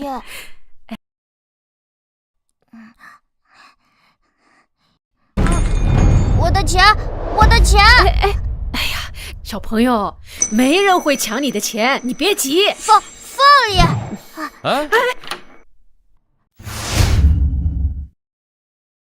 确认失踪者位置。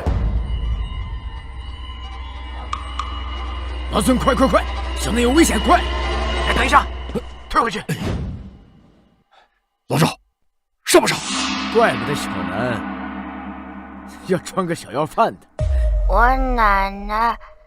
这个无能，他完蛋了。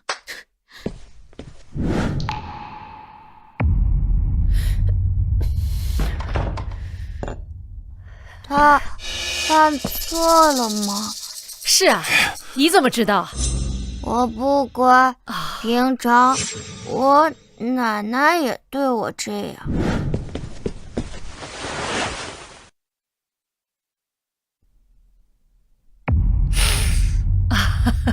这里好像有点八成是。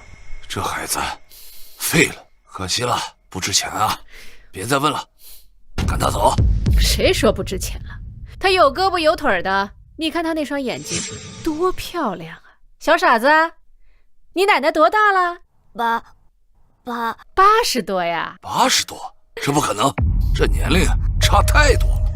应该是被遗弃的，被这个拾荒老太婆捡了，养这么大，不能放她走。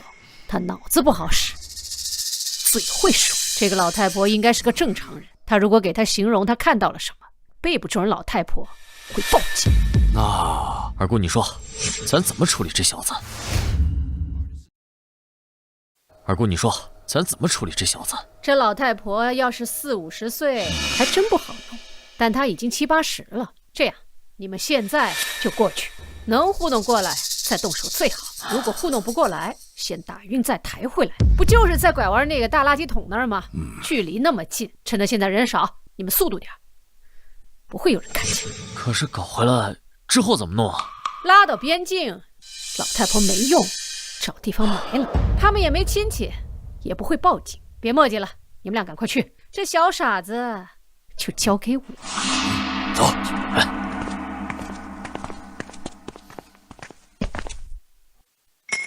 怎么出来了？怎么朝咱这边过来了？小傻子，你渴了饿了吧？给你拿瓶奶，那个呀，对身体可好了。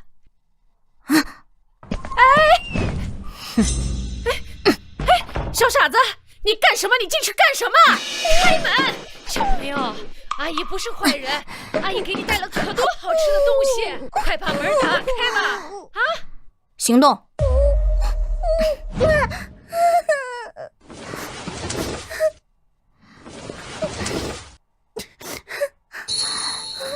别怕，马上就能回家了。小哥哥，我饿。给这儿有吃的。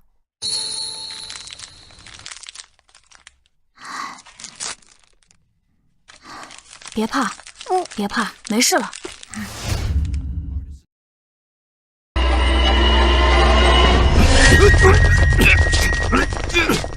行动！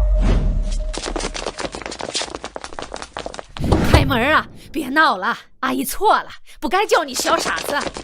你们那么快就回来了，这小子，你们……不许动！警察，双手抱头，蹲下，老实点。开门，小南。姐，赵叔呢？赵叔马上会过来，把门打开。小南，你把门打开，我保证不打你，乖啊！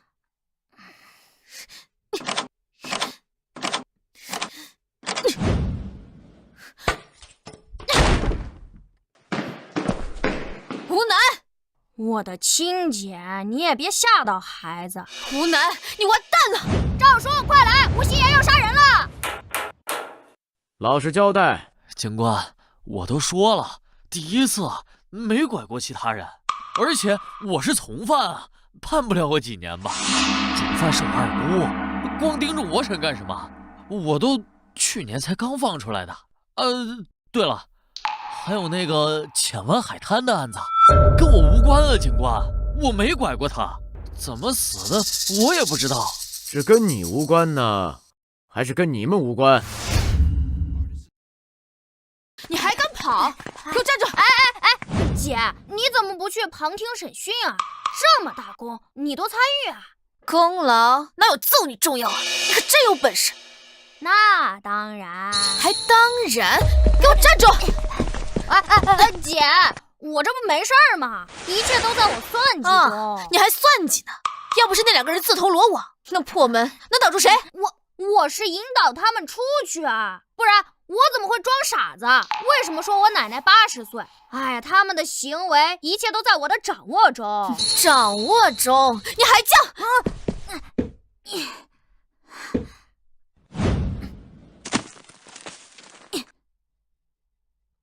爱你哦。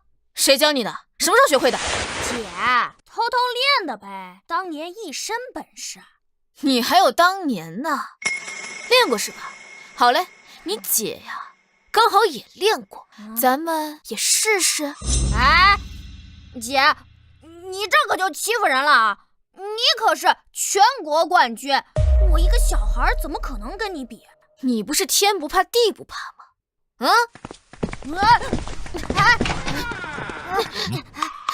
哟，忙着呢。那你们先忙。孙叔，你看他打未成年，你也不管管。哎呀，抓起来！走啊，我得说你2句。这里是金属。孙队，他太不知道危险了。要打，回家打呀。哦，是，吴楠，我回家再打你啊。哎呀，姐，哎，行了啊，说正事吧啊。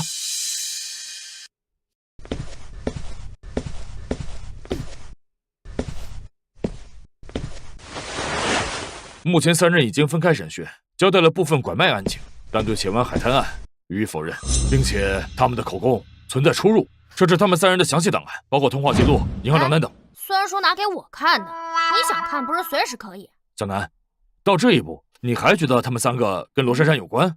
我觉得关系不大呀。看看就知道了。马杰，男，26岁，冰城人；马秋娟，女，50岁，冰城人；曹飞强，男，49岁，梅县人。孙队，档案就这些啊？目前就这些，剩下的还要花时间调查。进。孙队，体检报告出来了，没什么问题，他家属也到了。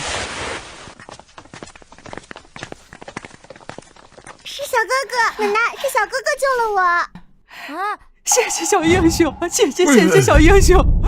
奶奶，别折寿的。谢谢警官啊，这孩子是在我这儿丢的，要是找不回来的话，我可咋活呀？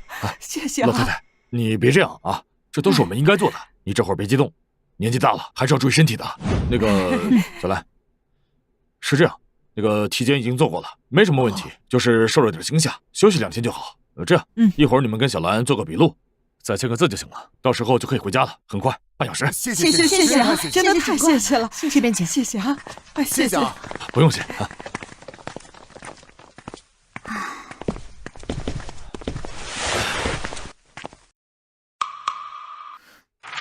这人都走了，你看什么呢？他们找到自己的女儿，好开心。这找回来当然，可罗珊珊再也回不来了。以及515案的9条人命，20年了，不知道他们的亲人是否走出来了。孙叔，我要去旁听审讯，凶手随时可能再次作案，515系列案必须破，要快。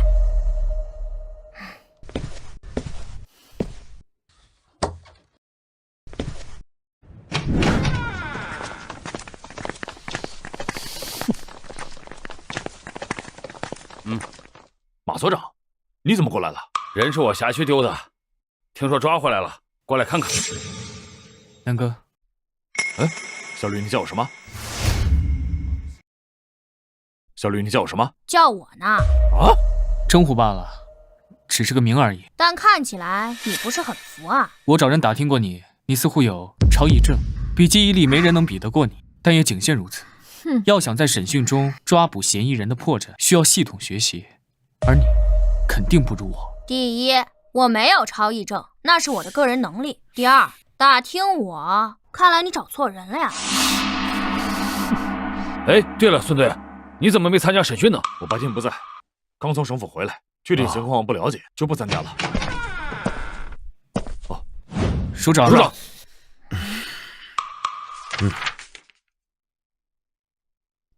审的怎么样了？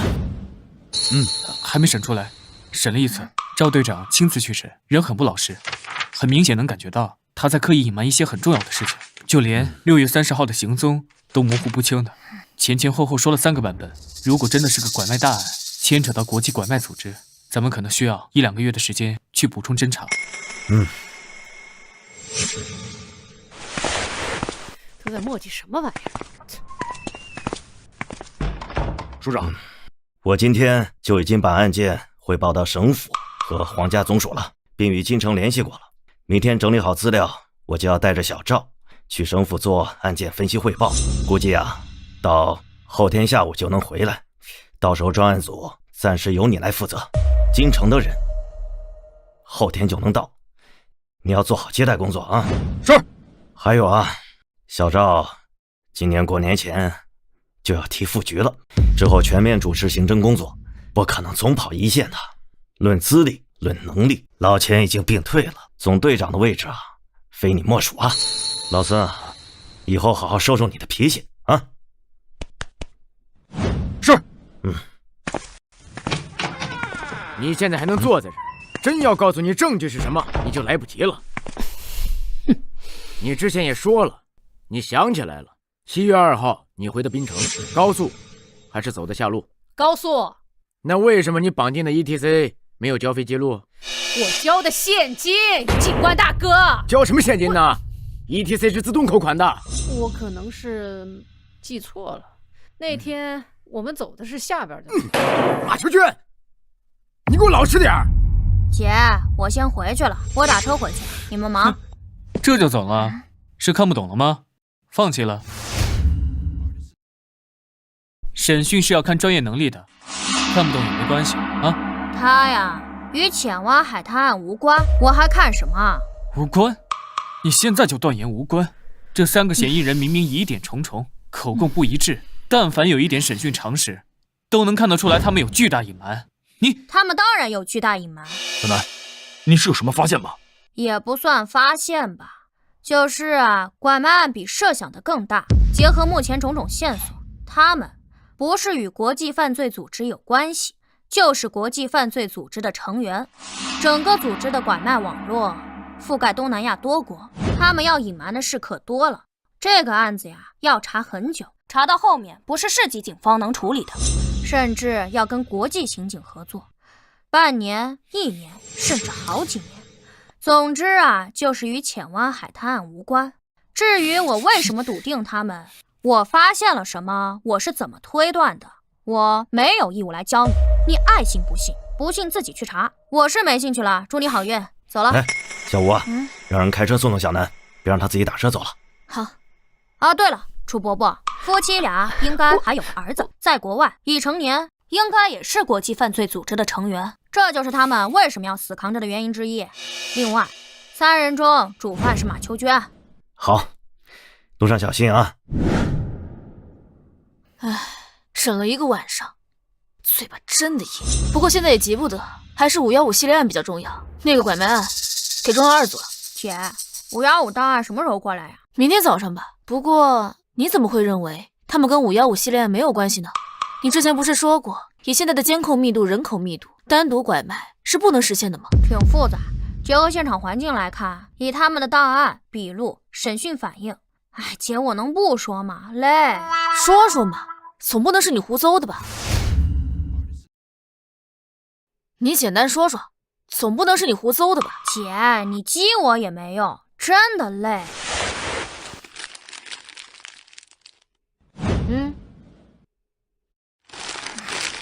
行吧，那其他不说，就说作为国际犯罪组织的底层办事人员，就不结私货的，无论自己拐了什么，一定是送给上级，所以他们牵扯的越大，与515案的关系反而越小。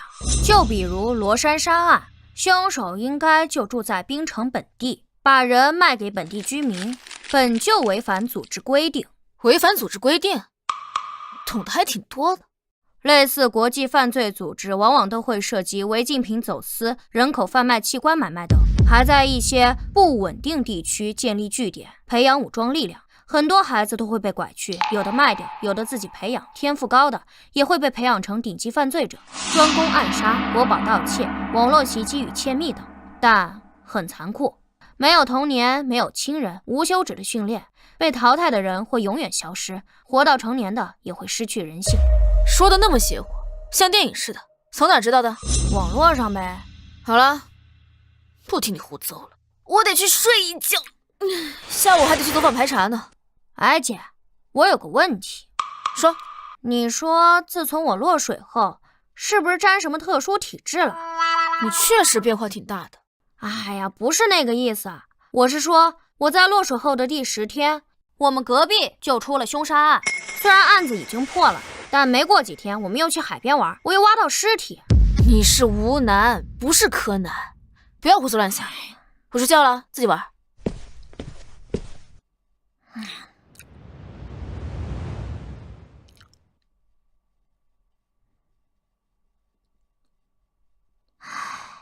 写完了。小南哥哥，你写这么快啊？太简单了。那小南哥哥，你要去警署？不去，今天到案还没到，今天没我的事儿。那小南哥哥，小磊，你还有这种衣服吗？衣服？什么衣服啊？就你身上穿的这种。有是有。借我。啊？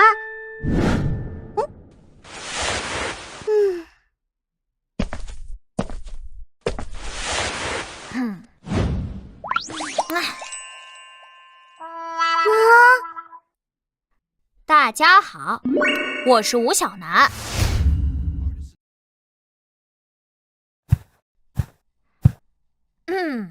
大家好，我是吴小楠。我叫吴小楠。吴小楠，小南哥哥，你好奇怪啊！哎，少废话，你以为我愿意呀？那你干嘛穿成这样？人家是有原因的。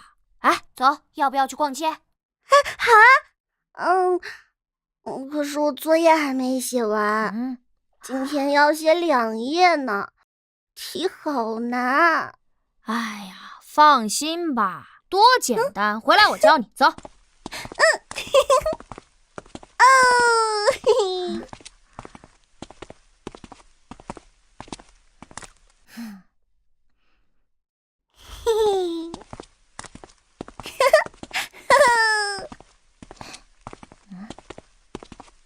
真厉害，这小孩还可以啊！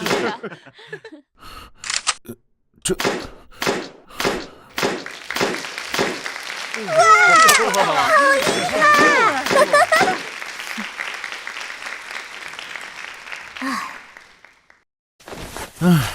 好厉害！厉害啊！以后别来了。谢谢小南哥哥。哥哥啊？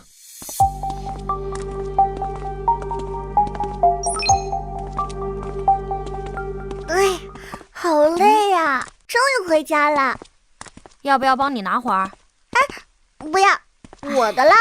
小南哥哥，不许往回要哦。那么喜欢娃娃，下次多给你弄几个。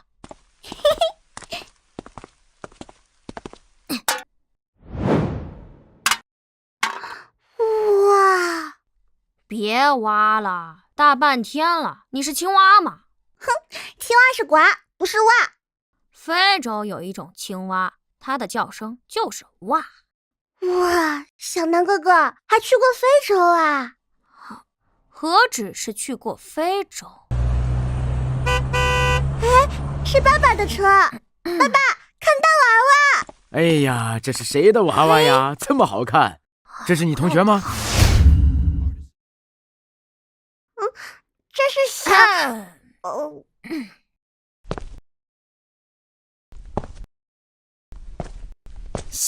南。不是吧，姐，这你都看得出来？小南，我可是你亲姐姐，你怎么样我看不出来啊？不过我们家基因还挺好的，扮成女孩子还挺好看。你们俩去哪儿玩了？小南，现在外面多危险，你不知道吗？带着小磊到处乱跑，你不知道多危险啊？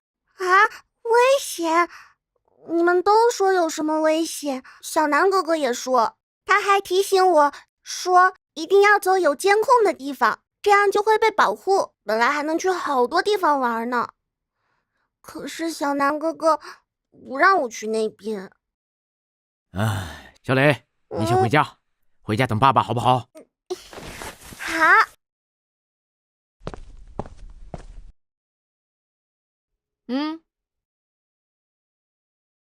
姐，你不是加班吗？怎么突然回来了？我这不档案没带。回来就抓到你给我搞事情。赵叔，那你呢？你不该去省府开会吗？6点的车，回来收拾行李，这就走了。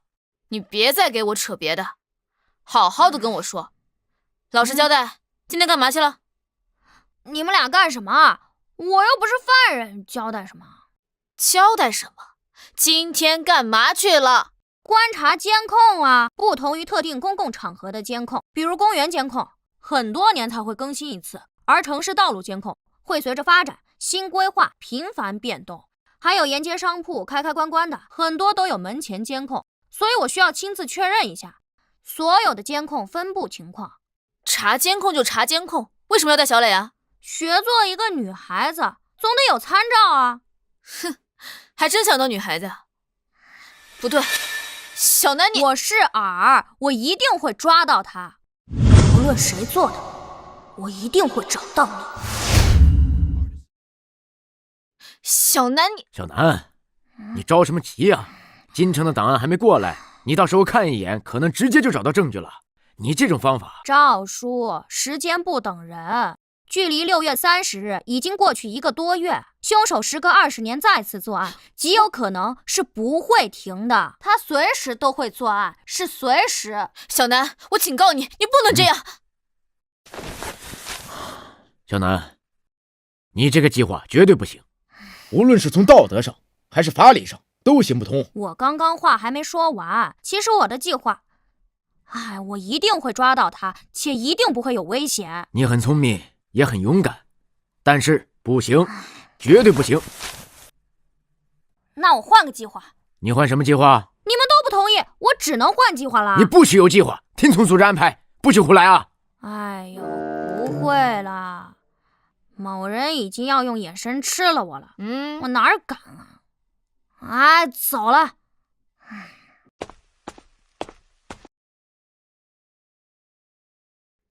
这孩子干什么都不交代。小吴，你别着急，等京城的档案调过来，我让老孙拿去给他看看，找点事儿。不过他也擅长这个，说不定还真能帮上咱的忙。不过他看得再快，这些档案够他看上1个月了。走吧。到，停！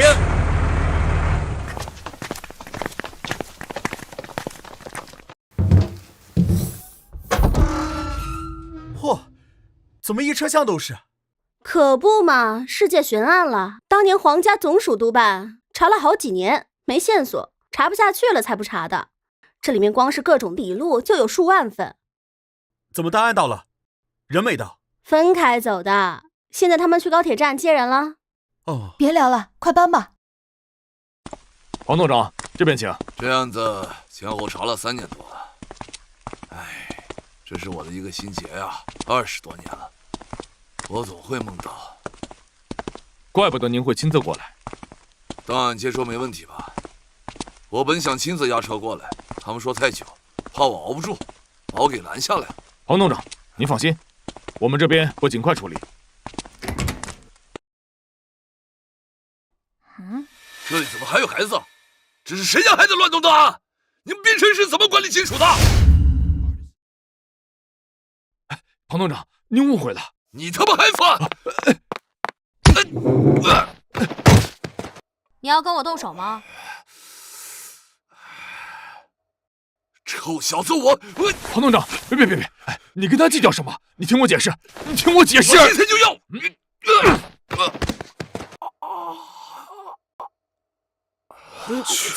哎呦，好，厉害呀！你们冰城真厉害，就这么管理金属的，还跟我动手，让开！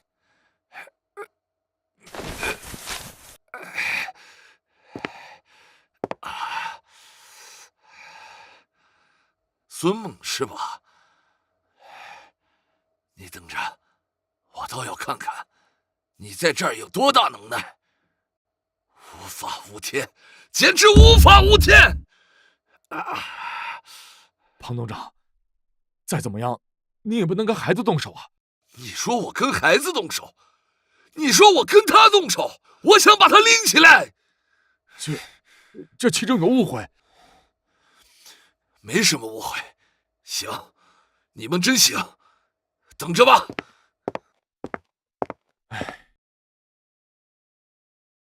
无法无天了，简直无组织无纪律，简直无法无天了！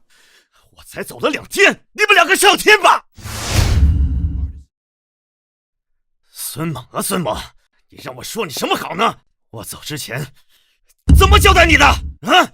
我让你好好的接待，好好收收你的脾气，遇事别那么冲动。可你呢，直接把人给我打了。一接到电话，我都懵了，我还以为我前几天没休息好，我做梦呢。好家伙，我让你好好接待，你直接把人给我打了啊！署长，我承认我是有些冲动，可是我不能看着他打小南啊，而且他也不听解释。你犟，你还犟！你说你拦就拦吧，你直接把人给我干趴下了，怎么显得你比他年轻，显得你比他身手好吗？是我冲动了，我会去停职检查。你当然要停职，你不仅要停职，你还要撤职。我告诉你，总队长的位置，之后几年你想都不要想，这还是最轻的。你有没有考虑过这事情有多恶劣吗？我知道。你知道你还动手？楚伯伯，真的要撤孙叔职吗？现在是办案关键期，这也不能全怪他，他也是为了保护我。臭小子，我说他没说你是吧？啊，你，哎呀，你以为你年纪小我就不说你了吗？你说你动什么手啊？你有没有为你姐考虑过？无论我怎么对外解释，对其他人来讲，你都是以吴心言家属的身份才能进的警署啊。是没人能给你处分，可是你姐呢？你以为你姐就没处分了吗？不是啊，他冲过来，我那是应激反应，而且我踢的是凳子，谁知道他那么激动。哎，都说孙叔脾气急，当初也没那样。20年呢！515案像噩梦一样缠着庞海20年。哎呀，让我缓一下，我真是被你们俩气死了。庞海当年30出头，他就已经是新城刑侦总队的总队长了。虽然说是个小地方，但是也说明他极其有能力。515系列案的前2年，都是他带着专案组调查，哪怕之后皇家总署督办，抽调了不少的专家，重组专案组，他也是副组长，核心骨干呐。他可是全程参与了整个系列案的全部调查过程。那几年调查出了不少事，有人直接转业，有人犯了错，那可不只是庞海的心结呀。我最近跟金宁省府沟通了一下，听说了不少事儿。本来啊，是不需要他亲自过来的，应该是京城市警署派人就行了。而庞海已经做到了省府警视厅的副总长的位置，是他主动要求亲自带队过来的。哎，刚到啊，好家伙，他就看到一个小孩在那乱翻档案，你们跟我说他能不急吗？署长，我再去跟庞总长道歉。这是道歉能解决的问题吗？5天。什么5天？我5天内破案，能先别撤孙叔还有我姐的职吗？我只要5天时间。5天？你开什么玩笑呢？小南，我知道你具备了一些常人所不具备的能力，但是5天呐，你看档案都不够啊，平常人看几个月要，你最快也得要1个月呀，这还仅仅只是看档案。就5天，楚伯伯，我认真的。小南，别闹，你现在让署长死保我，为了破案，那万一要是案子没破呢？那不成署长包庇我了吗？会牵连你楚伯伯的。少拿话在这点我呢，我算看明白了，你们俩呀，我都这把年纪了，位置已经做到头了，过几年也该退休了，我怕什么？但是啊，小南啊，5天，就5天。你知道当年前后参与调查那个案件的警员足有数千呢，查了3、4年都没有结果呀。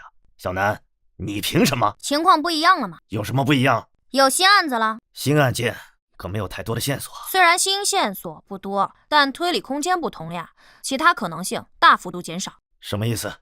小南，你是有什么新发现没说吗？意思就是当年人口密度低，城市化程度低，监控极少，随机作案能不能破得看命，可能性太多了，得看凶手是否犯错，线索是否足够。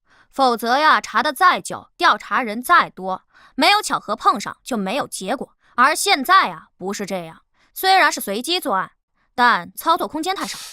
所以呢？哎呀，行，好吧，好吧，具体推理情况我到最后再说，太长了。等抓到人之后，我再做详细分析。另外，我已经确定了凶手的大概居住范围。什么？哪里？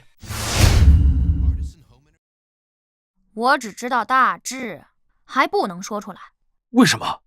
因为啊，那个地理区域啊也不小的。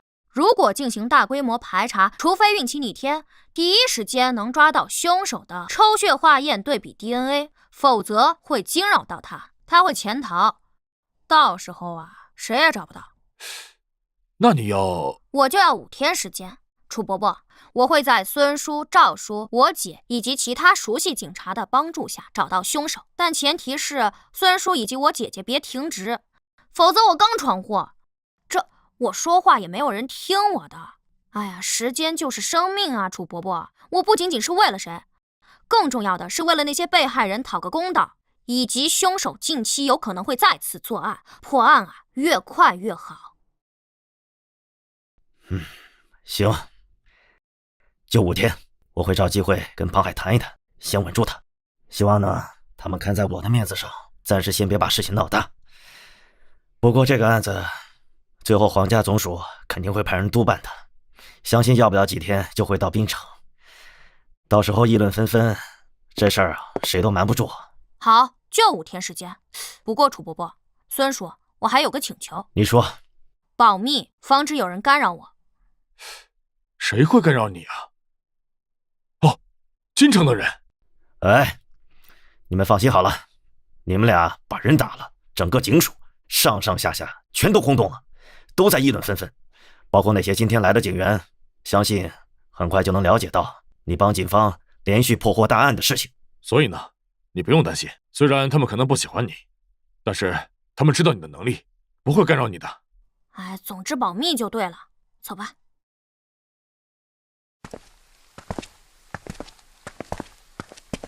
孙叔，我可是害了你啊！哼，你少来，我孙猛做的事儿啊，从来不后悔。哎，也是啊，今天要不是亏了你，我肯定闯大祸了。你还能把他怎么样啊？哎，反正啊，我是做好心理准备了。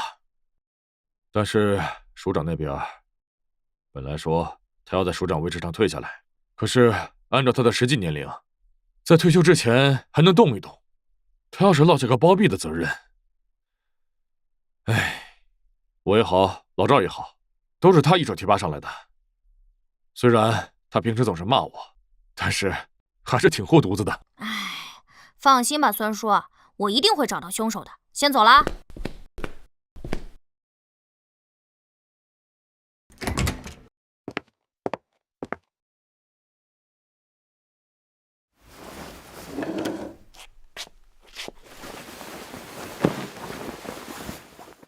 有事儿？我听很多人说过你，把你传得神乎其神。哦。听说你把汇总都看完了，有什么发现？还差一点看完。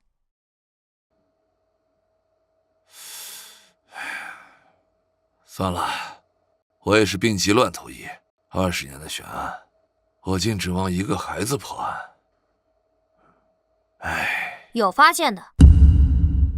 要听吗？本来我是想看完后和孙叔说，让他转告你，让你调查。不过既然你来了，要听吗？找我回去调查？哼，那我倒是想知道，你得是有多大发现，能指挥我回去调查？年龄不对，还有身高对不上。嫌疑人初次作案时，年龄应该在24岁到32岁之间，其出生时间应该在1972年到1980年之间，这是经过缜密分析的结果。哪里不对？你们的结果除了一些线索交叉组合外，主要是基于心理学的分析。嫌疑人有严重的变态心理或者生理缺陷，比如间歇性障碍，在京城具备独居条件。嫌疑人性格内向、阴郁，不善交际，但做事极有耐心，并且有明显的双重性人格，做事隐蔽性极强。有什么问题？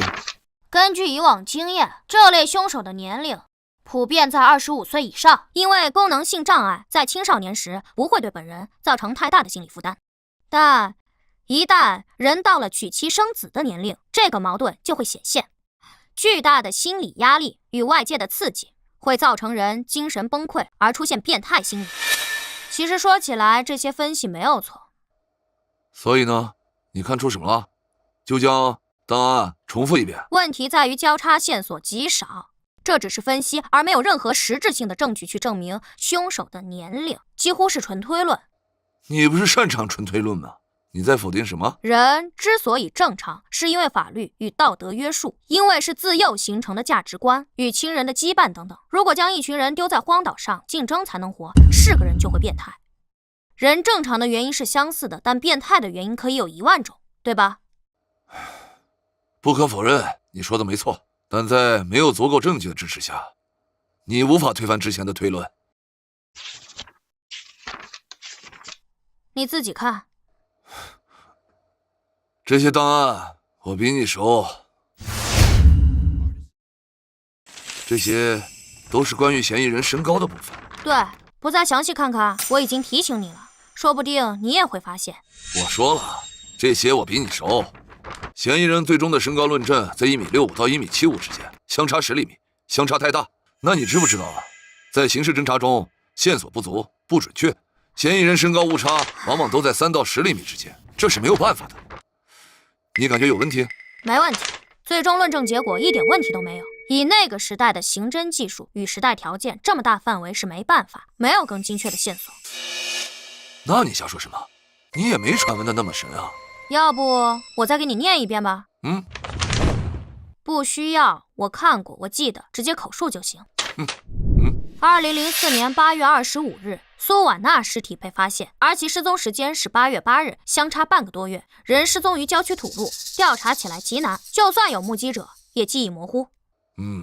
不过你们还是找到了一个疑似对象。据目击者描述，他当时骑自行车路过时，看到岔路那边有个身影。时隔半个月，他之所以还记得，是因为那身影捡起石头砸电线杆上的麻雀，泄愤一样连续砸，所以让他印象深刻。不过被害人是失踪在下午去亲戚家的路上，没人知道下午的时候那个怪人是否还在，时间对不上。而据目击者估算，嫌疑人身高大概在1.65米到1.73米之间，而你们第2次估算嫌疑人身高是根据一个脚印。你不用说的那么详细，捡重点说。好，04年1.65米到1.73米，05年1.65米到1.76米，1.66米到1.73米，1.64米到1.73米，06年1.65米到1.75米，1.65米到1.73米，1.67米到1.73米，07年1.66米到1.76米，1.67米到1.75米。你跳过了很多啊。对，虽然9起案子，但对身高论证的结果是有数10次，后面查的越来越细，通过一个目击者的描述寻找更多目击者，连时间都对不上，甚至会出现描述出身高不同的情况。我只是去掉那些重复的，以及在我看来毫无意义的。以当时的条件，失踪时间与案发时间总是有很大的间隔，监控太少，目击者记忆模糊，只能如此。大海捞针，但凡有一丝可能，我们都要努力去查，并且把它记下来了。所以我已经说完了，你没发现吗？你在故弄什么玄学？再不说我走了，没时间哄你。04年1.65米，05年虽然有更低的身高判断，但1.66米的身高判断是首次出现。06年虽然也有更低身高判断，但1.67米作为最低身高也是首次出现。你不觉得他在长高吗？我知道你们在估算身高时会考虑很多情况，比如鞋底厚度无法判断，2厘米、3厘米都有可能，还有发型高度、有没有戴帽子以及参照物高度等等。再加上当时土路居多，凹凸站的位置不同会形成视觉差，这也是估算范围会很大的原因，上下都会多加减1-2厘米做余量。可就是在这种情况下，嫌疑人在05年依旧出现了1.66米的最低数据，06年1.67米，也就是06年的最初数据，最低身高是1.69米。假设他鞋底偏厚，才减到1.67米。你不用再说了，我知道你要说什么。你的意思是，他作案时还是青少年，所以你认为当年专案组对其25岁以上的论断是错的？差不多。青少年。虽然在科学上，男性骨缝闭合是16岁到25岁之间，25岁之前可能持续长高，但现实情况是极少有超过20岁还长高的情况，所以我便认为凶手当年作案17、18岁的可能性最大。本就家庭不幸，再加上毕业考试失利，当然更大更小都有可能，早晚1年上学、高中辍学等情况都有可能，更早辍学也不是完全没有可能。青少年？等等，不对，你这个太牵强了。我记得曾经……怎么说？首先，你所说的这个数据，是你特地挑出来的。你找到的这个规律，如果放在数十次的论证数据中，更像是一种偶然性。其他的更多的数据反而能够证明，并非是持续上涨。然后呢？你继续说。然后，时间太长了，但是我隐约记得，有人提出过一个蛮年轻的小警员，提出过跟你相似的结论，提了几句就被否了，太牵强。且与25岁以上的推论相悖，会推翻很多调查结果的。而且，就算我们要朝这个方向去查，哪怕只有1丝可能，那也应该去查。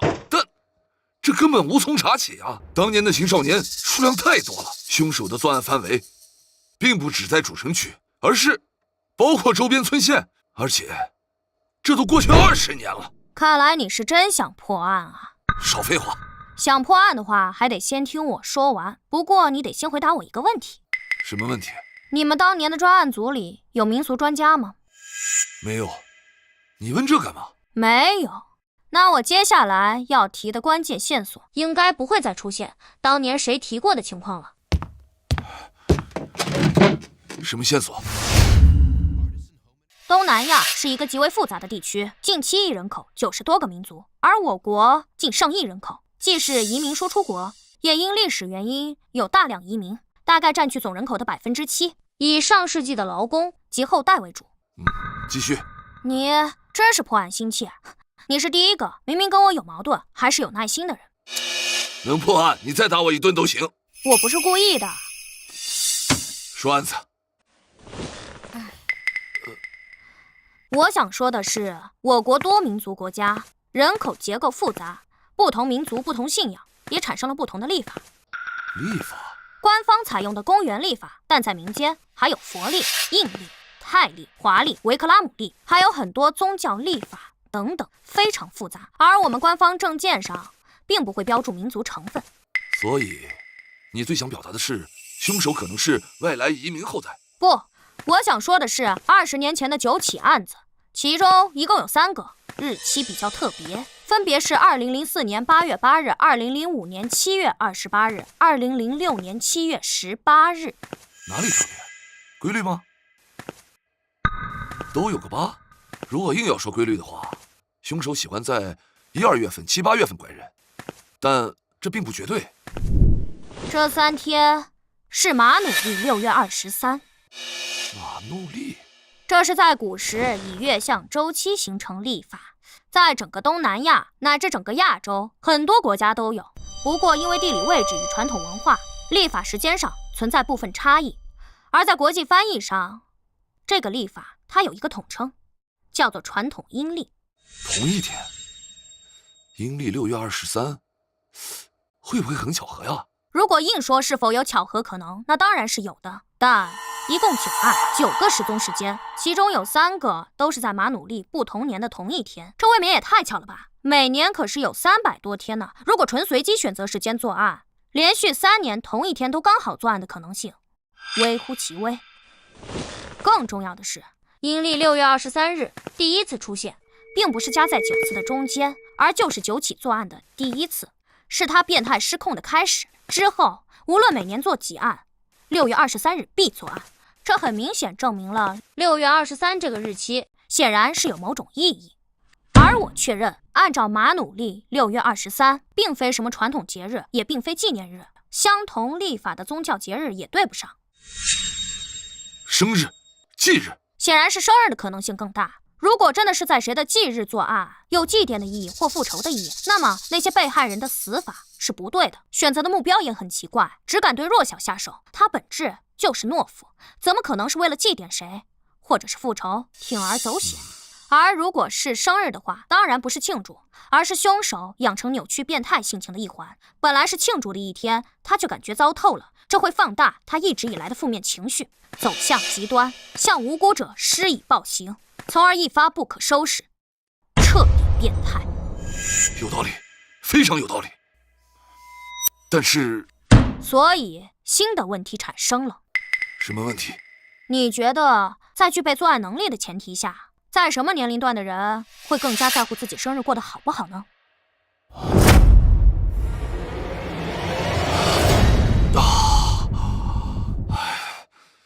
青少年，青少年，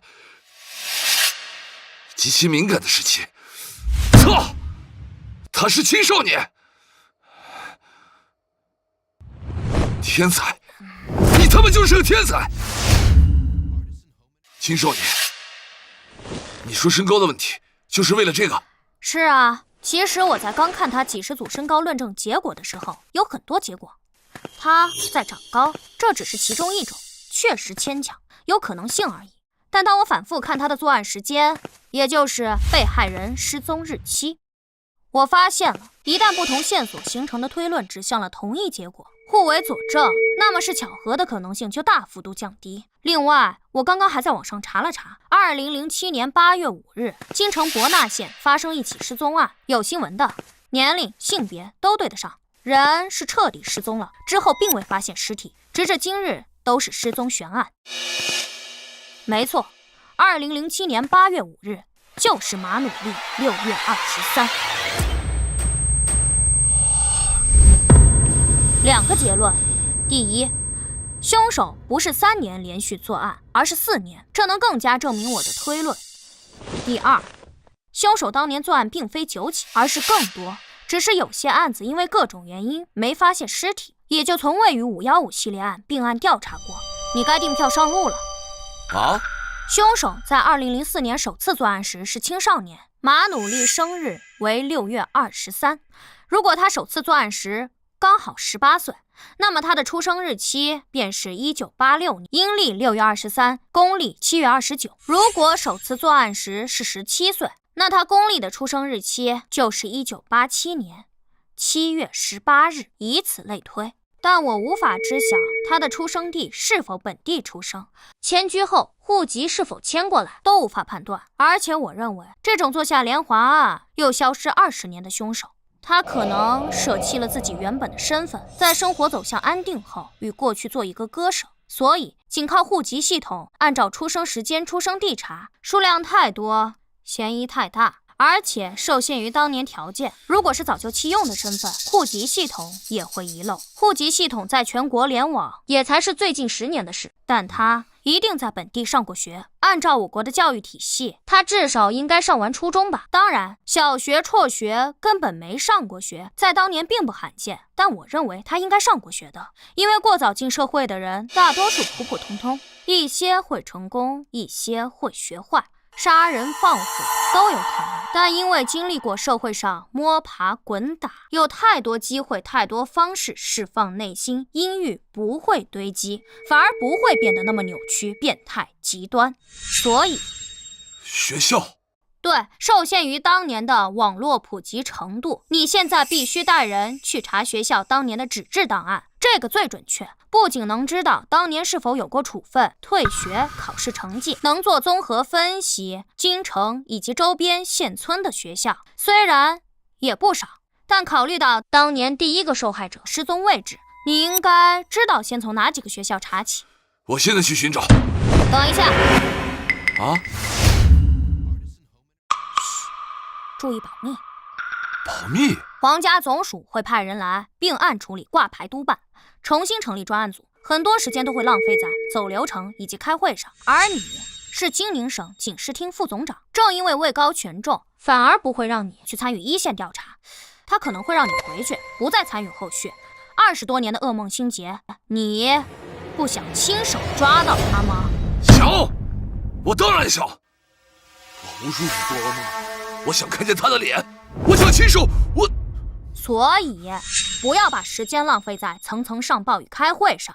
你这次过去，只要给我几张嫌疑人年轻时的照片，我保证在皇家总署介入前找到凶手。好。还有，今天是2025年8月10号，而本月16号就是马努力的6月23。我们时间不多了。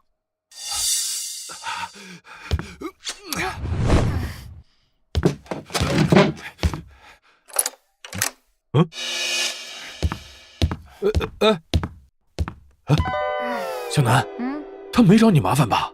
没。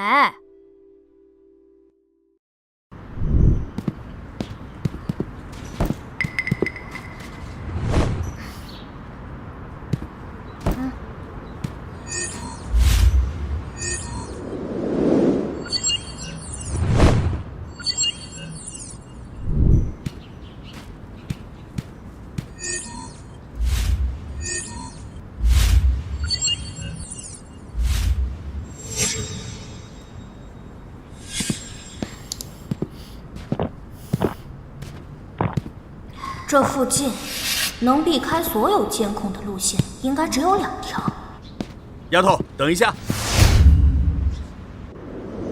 小朋友，你这瓶子还要吗？哦，谢谢。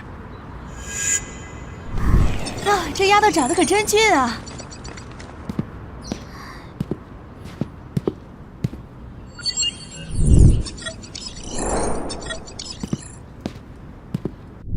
姐，排查的怎么样了？那天学校放假，好多家长来接触校生，所以那个监控里人很多，车很多，看不到什么。你今天怎么没去署里啊？你们都没去，我一个人去干嘛？你还知道不好啊？怎么，我们小神探现在不查案了？怕案情难度太高，破不了案，丢人吗？姐，打击我是你的乐趣吗？我真的不是打击你。是因为按过往的经验来看，没人能100%破案，也不是什么案子都必然能破，只能尽人事听天命。经历的这种事情越来越多，挫折也会越来越多。你看，就像515系列案，当年可是几千几百号警察在查，那个笔录都有几万多份，不还是最后破不了？我只是希望你压力不要太大。其实你不继续参加也好，那些档案够你看几个月的，但是也过不了多久。皇家总署会来人，到时候不只是你，我，还有你孙叔，都会因为犯了错误靠边站了。唉，姐，你怎么不骂我呀？骂你干嘛？我连累孙叔了呗。你说的什么话？明明是你被欺负了，我们为什么要怪你？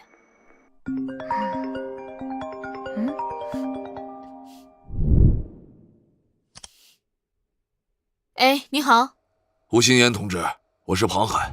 啊，庞总长，你好，不好意思啊，上次的事情我替我弟弟再次向您道个歉。不必了，他电话多少？我这儿没有他联系方式。庞总长，事情那么严重吗？别跟他计较吧。我并没有计较，是关于案子，我要跟他对一下情况。你要跟他对案子？啊，那你等会儿，他在我旁边。找你的。我是吴楠，你说。好，时间来得及，辛苦了。好，我电话是，有情况随时打给我。那行，先这样啊。好。吴楠，老实交代。交代什么呀？你跟庞总长对案子？哎，讨论讨论呗。姐，我已经和庞总长和解了。还和解？人都被你气走了。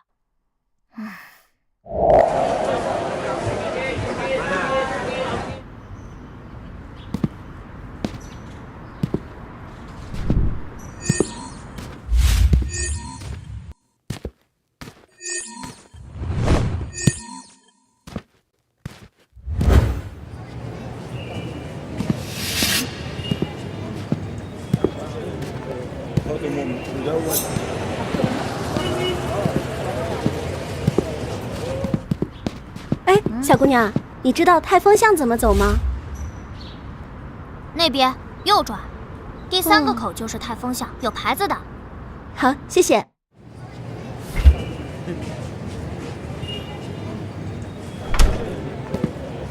老板，可乐。3块。哎，小姑娘，你是新搬来的吗？我这几天怎么老是见到你啊？啊？啊？喂，庞叔。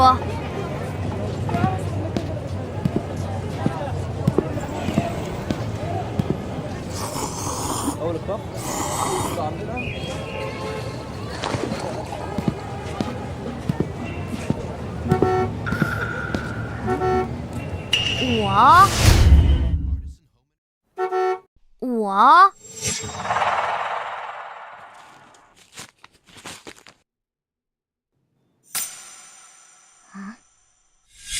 巧了。不好意思啊。没关系。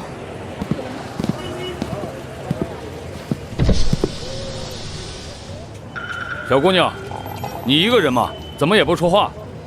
别一个人在外面跑，赶紧回家。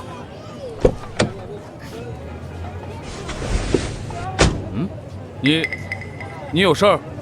果然啊，除了我姐，没人认得出我。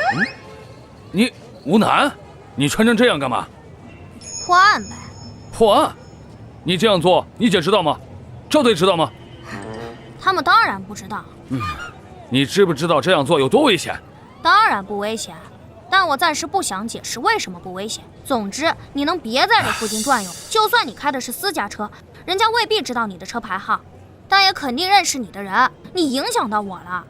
我知道你在巡逻，你放不下心，你怕再出事。哎，你是个好警察。你那天给受害人家属打电话，我看到了。我女儿也走失过。哦，那只是个意外，但很快就找到了。但我特别理解他们的心情。与女儿关系缓和了吗？好多了。我找人详细打听了，也听说你最近的事。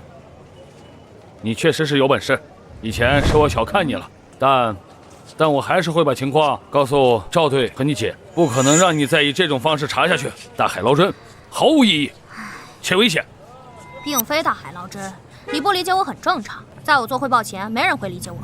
有些异想天开了。我现在至少锁定了10几个疑似嫌疑人。谁？急什么？我抓他只有一次机会，这个凶手太重要，一旦抓错了，把真正的凶手惊走离开本市，恐怕就再也找不到了。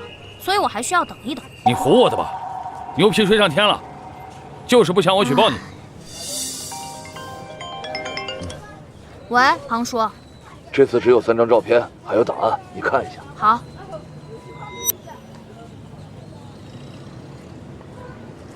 你，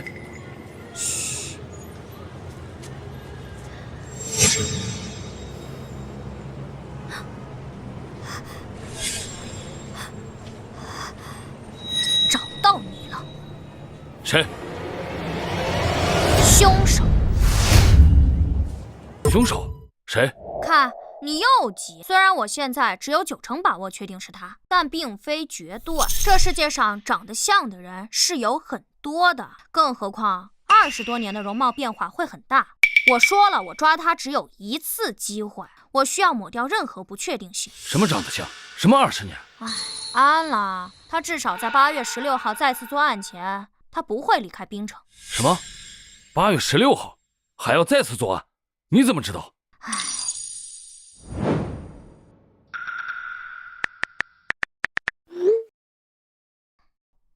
有支笔吗？有。来。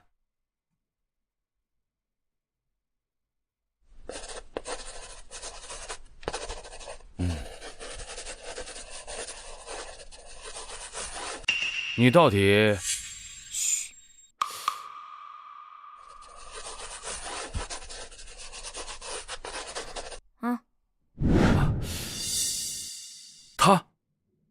应该不是熟脸吧？嗯，有电脑吗？借我用用呗。有。啊。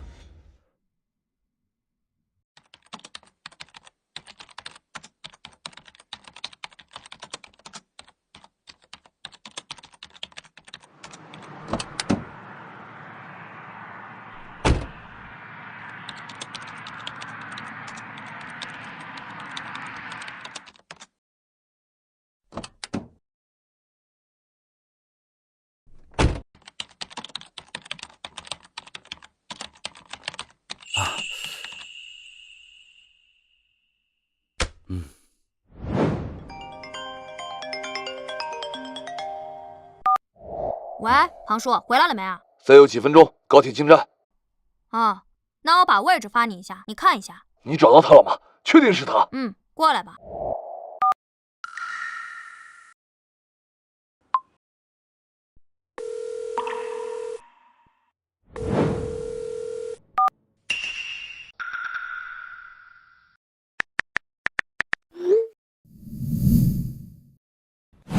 简直是无组织无纪律！那个什么孙猛，他人呢？我让他回家反省了。你们滨城这是在搞什么？这可是世纪悬案，添一个孩子的就能破案，还把人给打了。金宁省的电话都打到总部了，你们知道这是什么概念吗？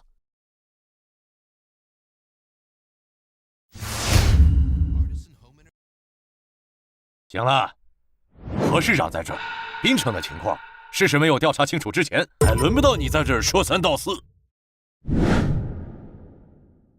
何市长、仇首长，滨城的问题，我相信你们一定不会徇私，该怎么处置就怎么处置。咱们还是继续开会，还是破案要紧呐。好，何市长，那我们周末还年轻，他不是冲你的。你们滨城这是在搞什么？别往心里去。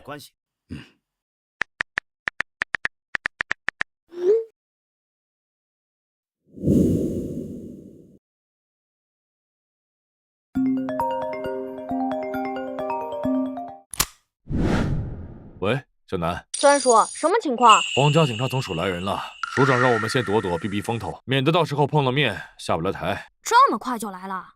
我姐说不是还要几天吗？秘密过来的，之前没人知道。主要是515案一旦重启调查，是会影响太坏。他们先过来了解下情况，再讨论并案公开的事。什么？没，暂时还没设置。等他们开完会，不是庞总长，是他身边跟过来的那个，把事情捅上去了。我看啊，他未必是为了庞总长好，本来双方都有责任的事，他擅自把事情捅上去。孙队，算了，跟你说这些你也不懂。你有事吗？今天没见，想你孙叔了？地址？什么地址？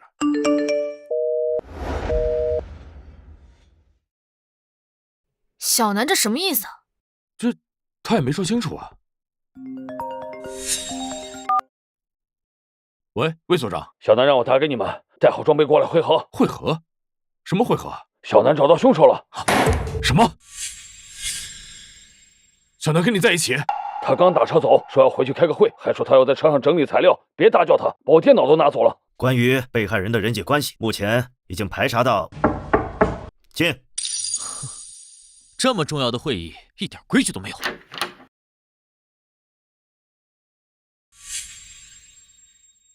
能换我来讲吗？我已经找到凶手了。凶手找到了。小南，哪个案子的凶手？小南，你别。805浅湾海滩腐尸案以及515系列案的凶手潜逃20多年，前后共害15人，我找到了。荒唐，连受害人数都搞不清楚。你们滨城，哎，大家坐，大家坐啊。小南，何伯伯，不信我？这不是伯伯信不信你，而是今天的场合非常重要。如果你包含我的私人调查，没人能说清楚情况。小南呐，伯伯就问你一句话：是纯推断，还是有确凿的证据？有证据，万分确凿。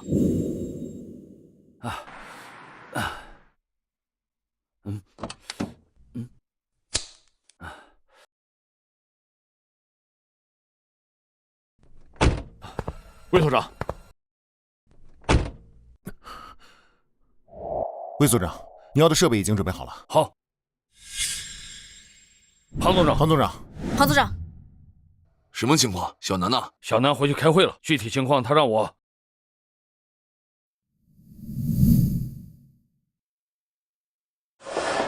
大家好，我叫吴楠，下面就由我向大家讲解针对805浅湾海滩腐尸案及515系列案的分析推理过程以及结果。开始吧。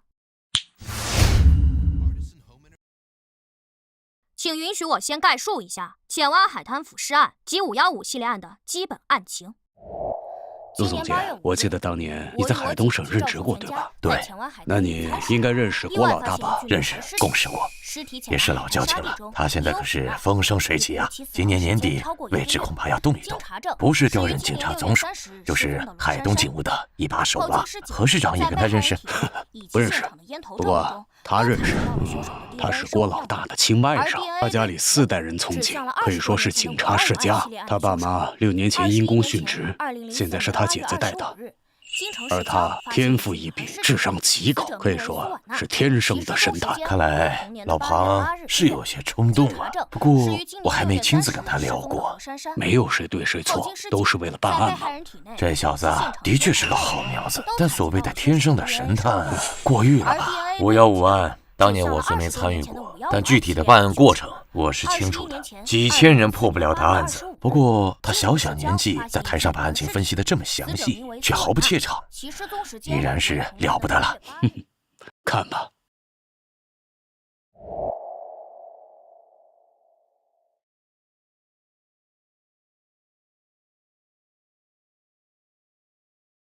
以上便是515系列案以及805腐尸案的大致情况。下面我来说一下专案组方面的最新进展。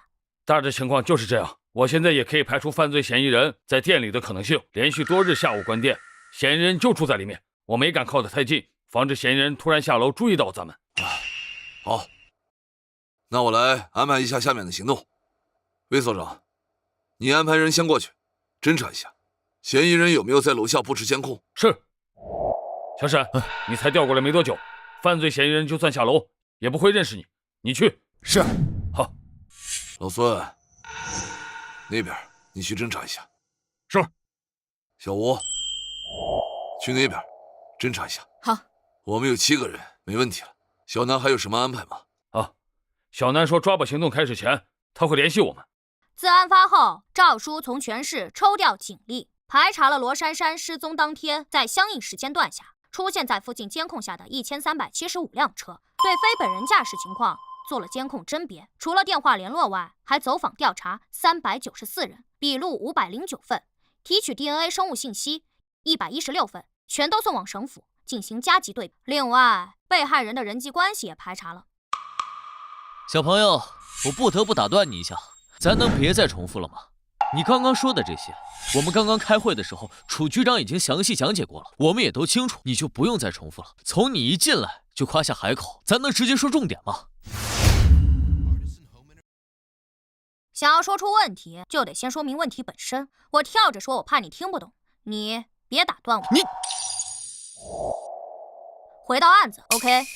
既然你们已经了解了案情进展，那我就换个角度。其实从一开始我就不认为凶手是驾车作案，也不认为是被害人某个亲属的蓄谋作案，也更不可能是某个学生、家长、教职人员作案。预谋作案的可能性极低。先说预谋案的可能性分为2种情况。第一种，凶手认识被害者，打算趁着放学混乱时将人拐走。第二种，凶手不认识被害者，打算趁着放学混乱时绑架非指定目标，刚好选中了被害人。然而结合凶手过往作案习惯以及6月30日当天下午的情况，无论是哪种情况都不成立。太绝对了吧。放学混乱是因为当天放暑假导致的，人多车多意味着人多眼杂，甚至发生了大拥堵，附近多个路口有交警现场指挥。在这种情况下，我认为无论是拐卖者也好，绑架勒索者也好，亦或者本案凶手，选择谋划当天作案的可能性极低，其风险过高。基于这一点，凶手驾车作案的可能性也极低。首先是大拥堵，短时间走不掉不说，他的作案行为很可能被某个行车记录仪拍下来。其次是现场路况，车是无法开进附近巷子的，如果想要离开现场，必然经过某个主路口监控。而凶手既然是515系列案的凶手，那他就应该知道警方对他的侦查力度。凶手当年连续作案10多起，依旧逍遥法外。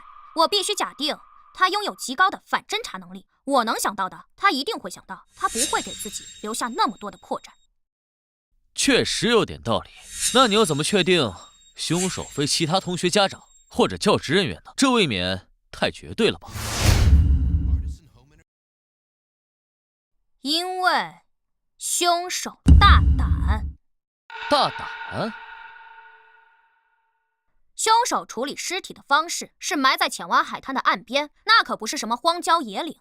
凶手并未毁尸灭迹，甚至留下了自己的 DNA 生物样本，包括那颗烟头里。他等待着尸体被人发现，他在挑衅警方。而我刚刚说过，作为515系列案的凶手，他不可能不知道警察对他的调查力度。而随着时间推移，案子会闹大，会轰动全国，会有数以万计的人被做 DNA 对比，包括所有年龄合适、具备作案时间的男性家长以及教职人员。案子拖越久，调查力度越大，没有人能逃过，一如当年。所以，如果凶手是与被害人存在某种直接、间接关系的人，那他应该选择毁尸灭迹才对。可他没有，更不可能会被专案组拿到 DNA 样本。可我们偏偏找到了。你听得懂我在说什么吧？照你的意思，检察组就不用再查了。排查了那么多人，在你的推理当中，竟然没有一点意义。我有说没有意义吗？有意义，甚至可以说非常重要。不是所有案子都在第一时间找到正确的调查方向。刑事侦查就是要在无数错误可能中寻找最接近真相的结果。小朋友，你连受害人有几个都记不清楚，还来教我刑事侦查？专案组近日来的大规模排查，为本案调查解决了很多问题，意外、巧合以及完全不可预知凶手的心理状态。意外也好，巧合也罢，他可能确实开车了，本没想作案，但这世界上总会有一些极小概率的事情，一系列无法预知的情况促成了最终结果。当机会就在眼前，他只需要一瞬间的心思摇摆。而凶手的心理状态，据我对凶手的心理侧写，他时隔20多年再次作案，极大可能是生活出现了巨大变故，家庭或事业使他再次走了极端。在这种情况下，我无法预知凶手是否出现了某种，比如说自毁倾向，或者说是变态。他想要跟警方玩一场游戏，比一比，在警方抓到他之前，他究竟还能再做几案。他是一个变态，他很可能会做出反逻辑的行为，所以我无论怎样推理都有可能是错的。而专案组的大规模排查帮我弥补了这部分。我没有错，那种极小概率的事情并没有发生。他没有开车，他与被害人没有直接间接关系，他依旧对陌生人随机作案。结合现场环境来看，他应该是步行走出巷子，站在巷子口，刚好看见被害人突然有作案的想法，亦或者是被害人主动走入巷子，比如想跟某个同学开个玩笑，躲在巷子里，然后突然跳出来吓人一跳，刚好被巷子里的凶手看到，等等情况。而在案发的第4天，我看到了京城送来的515档案，大概翻了1天，我在其中找到了一个重大调查错误，或者说是新线索。真是够了，错误！你就翻1天，就敢说当年的调查有重大错误？你是神仙吗？1天时间能翻1卡车的档案，简直是胡闹！表舅，就这么让一个孩子在台上胡言乱语，我看滨城是越来越不像话了。表舅，周末我跟你说过多少次了，工作的时候称职务。坐下。是。陆总监，他是远房亲戚。自从他给我当助理后，聊起了他的老家，发现我们祖上还有些关系。你说完了，我可以继续说了吗？小朋友，我倒是很想知道，当年几千人查了3年的档案都没有破案，你仅查了1天，能发现什么错误？而且还是严重错误。你好，警方办案，借用一下你家窗户。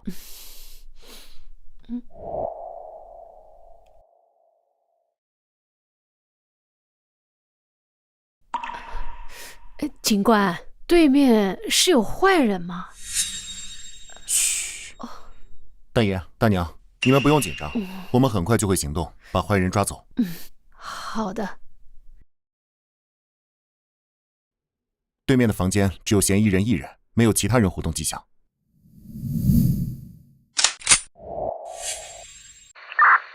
对面的房间只有嫌疑人1人。收到，继续盯着。到目前为止，没有什么发现。魏组长，环境比较复杂，我们得这样过去。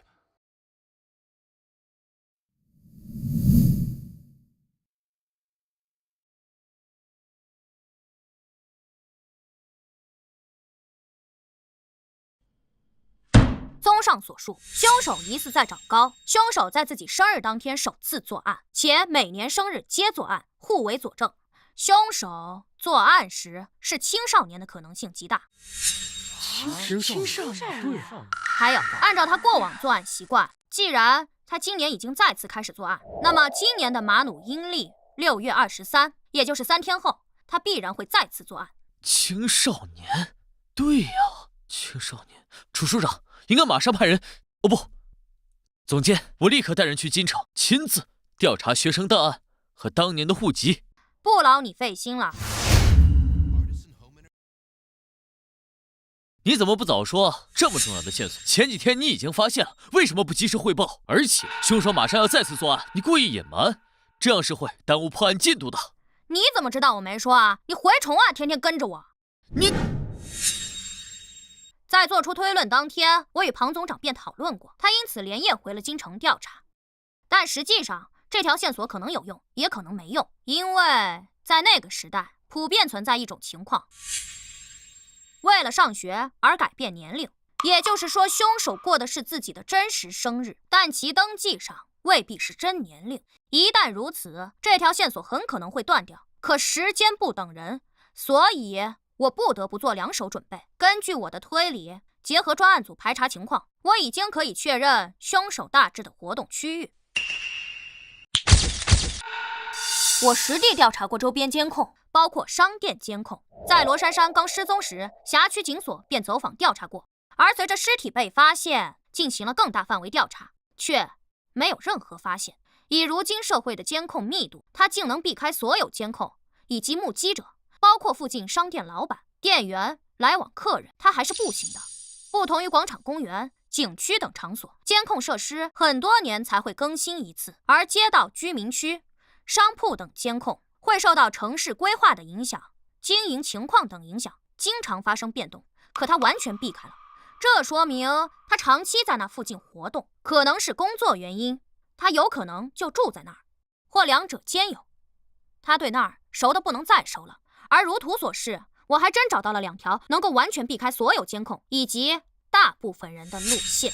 路线有重合，姑且算2条吧。走的不是巷子，是背街。街区极为老旧，多年前就有拆迁传闻，很多人都搬走了，以至于非常冷清。但人再少，哪怕是巷子，长时间徘徊也很可能遇到路人。凶手绝不可能带被害人走太远，这说明他没有在赌，这更加证明了他就住在那儿，或者说是有了落脚点。考虑到6月30日放暑假，学校提前放学，时间与居民上下班买菜时间刚好错开，凶手应该知道在那个时间点很难在巷子里遇到人，所以他才敢突然决定作案。因此结合以上推论，在庞总长回去调查的这几天，我去那附近转了转，这也是我为什么穿成这样的原因。我必须要先声明一下，这部分是我的擅自行动，我并没有提前告知任何人。其次，没有危险。实际上，在最开始时，我确实有冒险的想法，但被阻止了。无论从法律还是道德上来讲，都不该是我去，这一点我很认可。但当我看过515档案后，我改变了主意。既然凶手如此追求仪式感，那么距离他生日太近的时间反而不会有所行动。我的目的是想让凶手注意到我，哪怕只是远远的看我一眼。我这副装扮本就很吸引人，哪怕就算是普通人都会多看我一眼。2个问题，你问。第一个，就算没有危险，那你又怎么保证凶手当天正好会下楼，而不是去其他地方？第二个，就算他看到了你，就像你说的，正常人都会多看你一眼，那你又怎么能认出真正的凶手呢？简直是荒谬。第一，专案组在主街那边排查，凶手大概率会关心进度，但他连挑衅警方的事情都做得出来，我不觉得他会躲出去。而且从被害人尸检报告上看，检测到酒精成分，应该是被害前曾被灌过酒，这是515系列案从未出现过的情况。这说明最近他开始喝酒了，或许是近些年的习惯。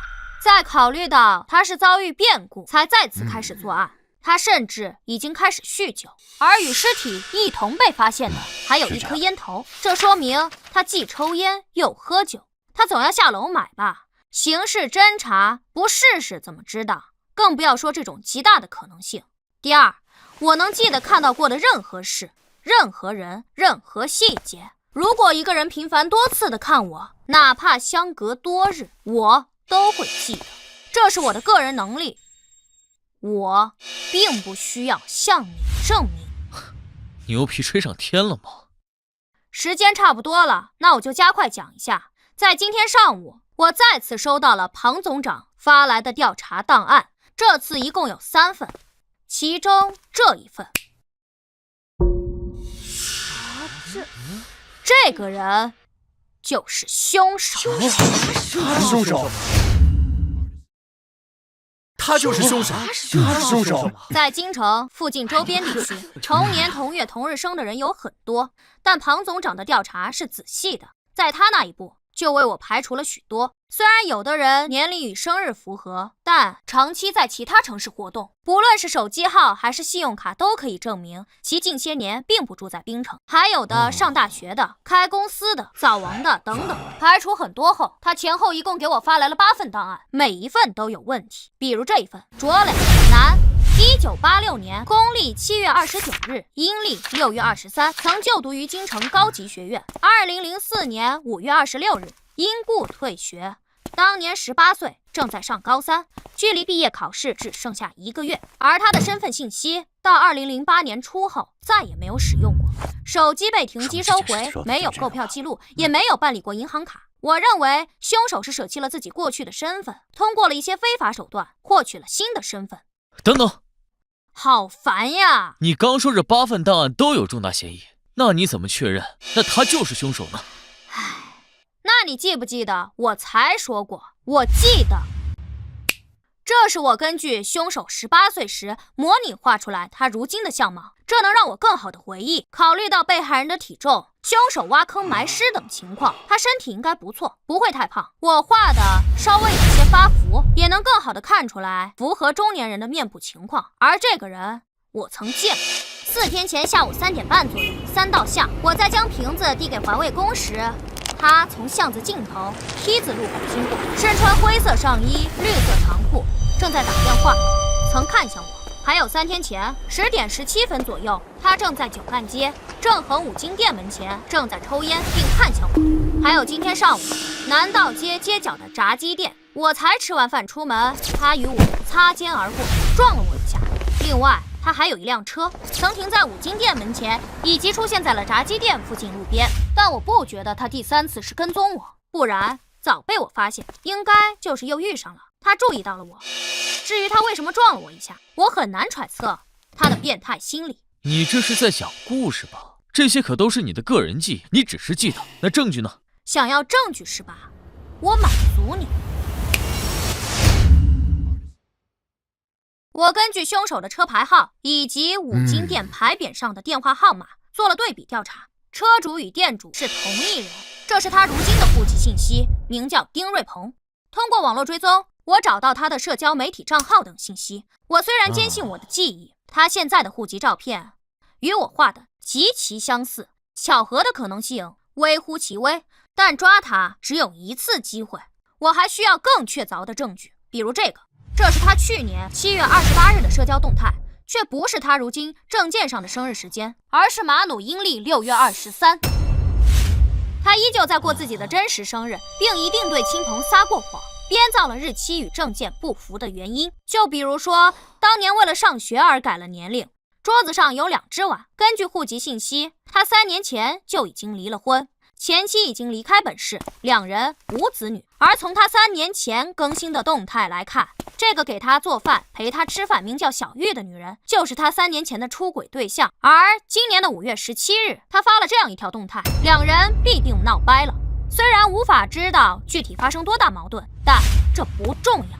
仅从容貌、生日、近期变故等等情况来看，我不相信还有任何巧合成分，他就是凶手。而让我更加吃惊的，凶手的变态程度竟然超乎我的想象，他竟然在网络上留下了他作案的直接证据。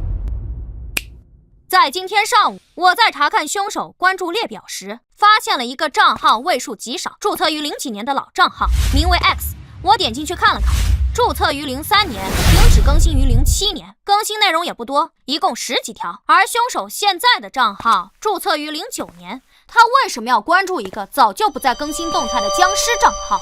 这是一部分人的习惯。当一个人持有多个同平台账号时，为了怕忘记老账号以及小号的登录信息，所以选择自己关注自己。而我当时便认为，这个账号就是他当时学生时代的号。我通过了一些技术手段登录上了这个账号，在里面找到了一个隐藏的私密相册，包括他今年6月初上传的罗珊珊在内，一共14名被害人被害过程的照片，被害人一共15个。2004年第一案的被害人照片并不在其中，这应当是他首次作案时还没有具备拍照功能的手机和相机，第一次是在极端情绪下作案，而之后他特意去购买有拍照功能的手机相机，为第2案做了准备。那还等什么？现在就要抓住他！陆总监，我现在就带人去。不必了。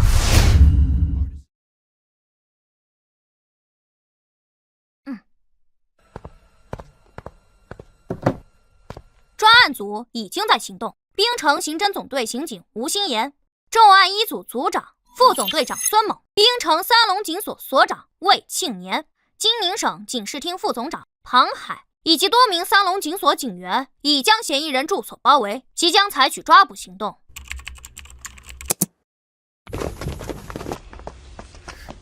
我是吴楠，听得到吗？听得到。赵叔。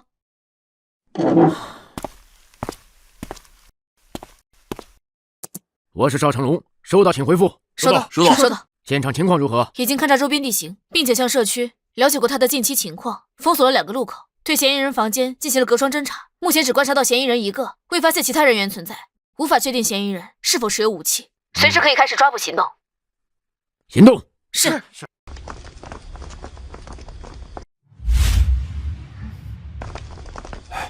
你们在滨城都是熟脸，我来敲门。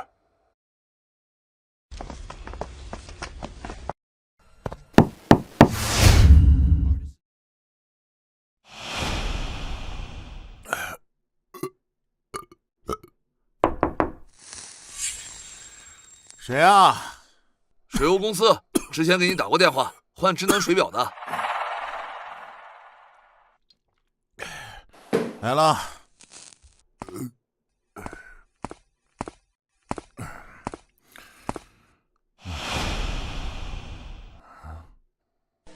你好，麻烦开下门。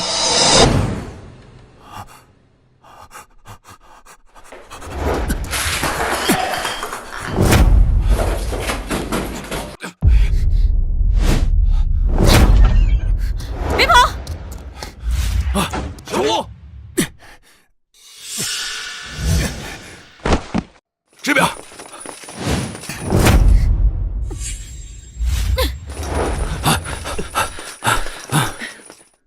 还跑吗？想死的都给我滚开！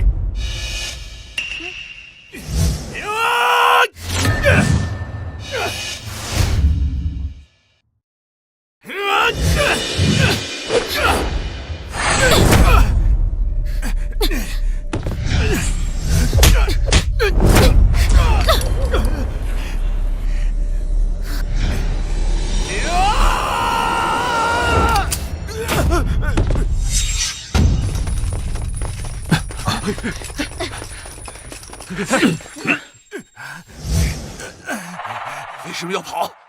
为什么要跑？说，你是不是认识我？庞海、徐作泽、周勇、江德、叶桂兰，20多年了，你们还没有放弃找我？这些名字是？这是515系列案的骨干刑警，在515专案组结束调查后，从各地抽调来的精英离开，京城方面却从未放弃过，每隔几年都试图重启案件，包括私人调查、追凶20年，他们从未放弃过。报告队长，抓捕任务成功。收队。那么时间啊，那可是整整20年啊！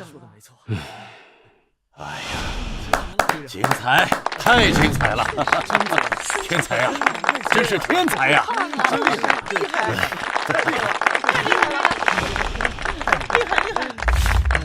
太棒了！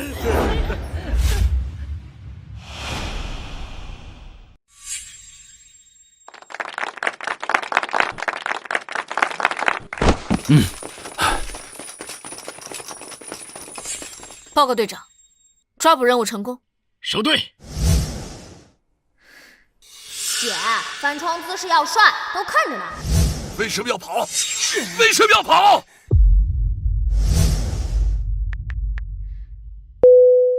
喂，姐，怎么了？你知道我会翻窗？推算的呗。别跑！你动作最快，身手最好。你知道庞总长会去敲门？他有执念。你勘察过地形？没特意再去看，这几天在附近转，所有的地形建筑我都记得。所以你提前推算出庞总长会主动提出去敲门，推算出嫌疑人会因为认出他翻窗逃跑，也推算出我会翻窗追他，让你孙叔在路口等他。是啊，姐，你弟我厉害吧？小南，怎么了，姐？你忽然间让我觉得很害怕。害怕？怕什么？放心吧，姐，只要有你在，我永远都会是个好孩子。我是世界之王，世界之王，世界之王。哼。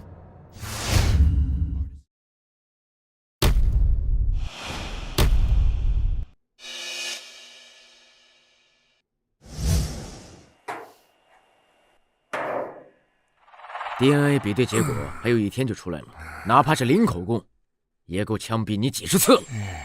交代吧，为什么？时隔20年，你又带走了一个无辜的生命。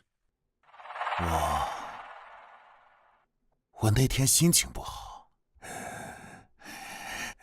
他把我的钱全都卷走了呀！张玉那个贱人，我为了他离婚，他就迟迟不肯嫁给我。这么多年，他花钱大手大脚的，他还骗我说什么买房，他跑了呀！你他妈就因为这样杀人啊？小吴，别冲动，为这种人犯错不值得。他是人吗？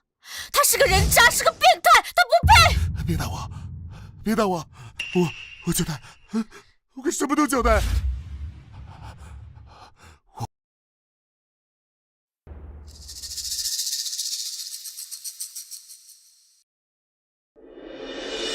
凭什么？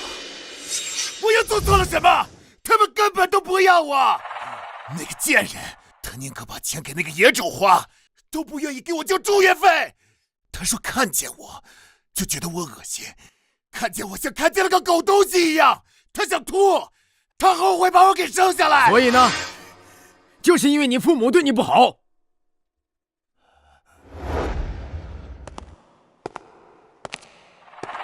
从小你父亲对你频繁的家暴，甚至在你毕业考试前1个月把你打得住了院，让你被迫退了学。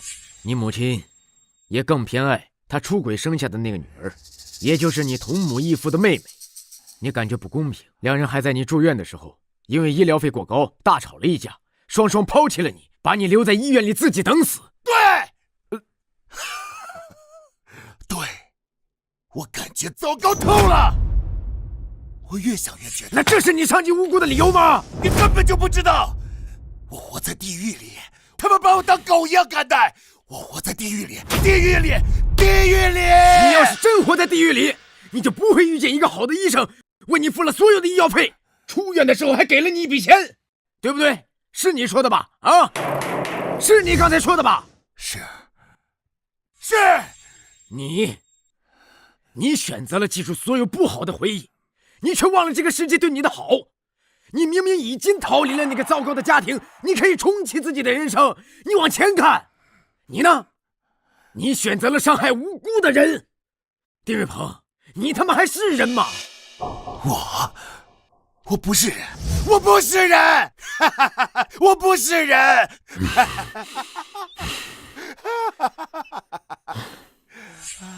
第一案后，为何还要做第二案？紧跟着后面所有的案子，把具体情况说一下。为何？为什么？愉快呀，非常愉快，这种感觉我从来都没有过。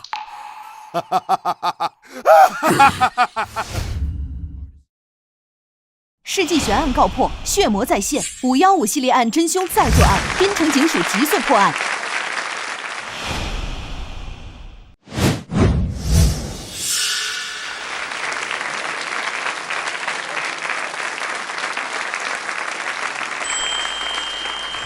哎，那个吴警官，怎么了？说起来，我应该叫你一声学姐呢。咱俩一个高中的，我比你小2届。是要我电话号码是吧？小南跟我说了。不是，我不是要你电话。吴警官，你看能不能把南哥电话给我？啊？我问他要了，他嫌我烦没给我。你自己不也是警察吗？想要他电话号码，去警务系统查不就知道了？哎呀，我查过了，他很奇怪，系统里的关于他的联系方式都被删除了，所以他很神秘。不必了，他电话是多少？给我一下，我在系统里没找到他的联系方式。吴楠，听说你还帮了女孩子，超可爱的。对呀，带上嘛，带上我们看看，我们都没有看到，带上姐姐拍张照好不好？吴楠，你给我老实交代啊！我又咋了？你的电话号码为什么警务系统查不到？你是不是又黑进去了？别跑！我保证不打死你！别跑！舅舅又来电话了，希望我们能过去。爸妈，你们放心吧，小南他现在很聪明，而且他已经答应我，将来一定会成为一名警察。他虽然平时很调皮，但他很优秀，他未来一定会成为一名神探。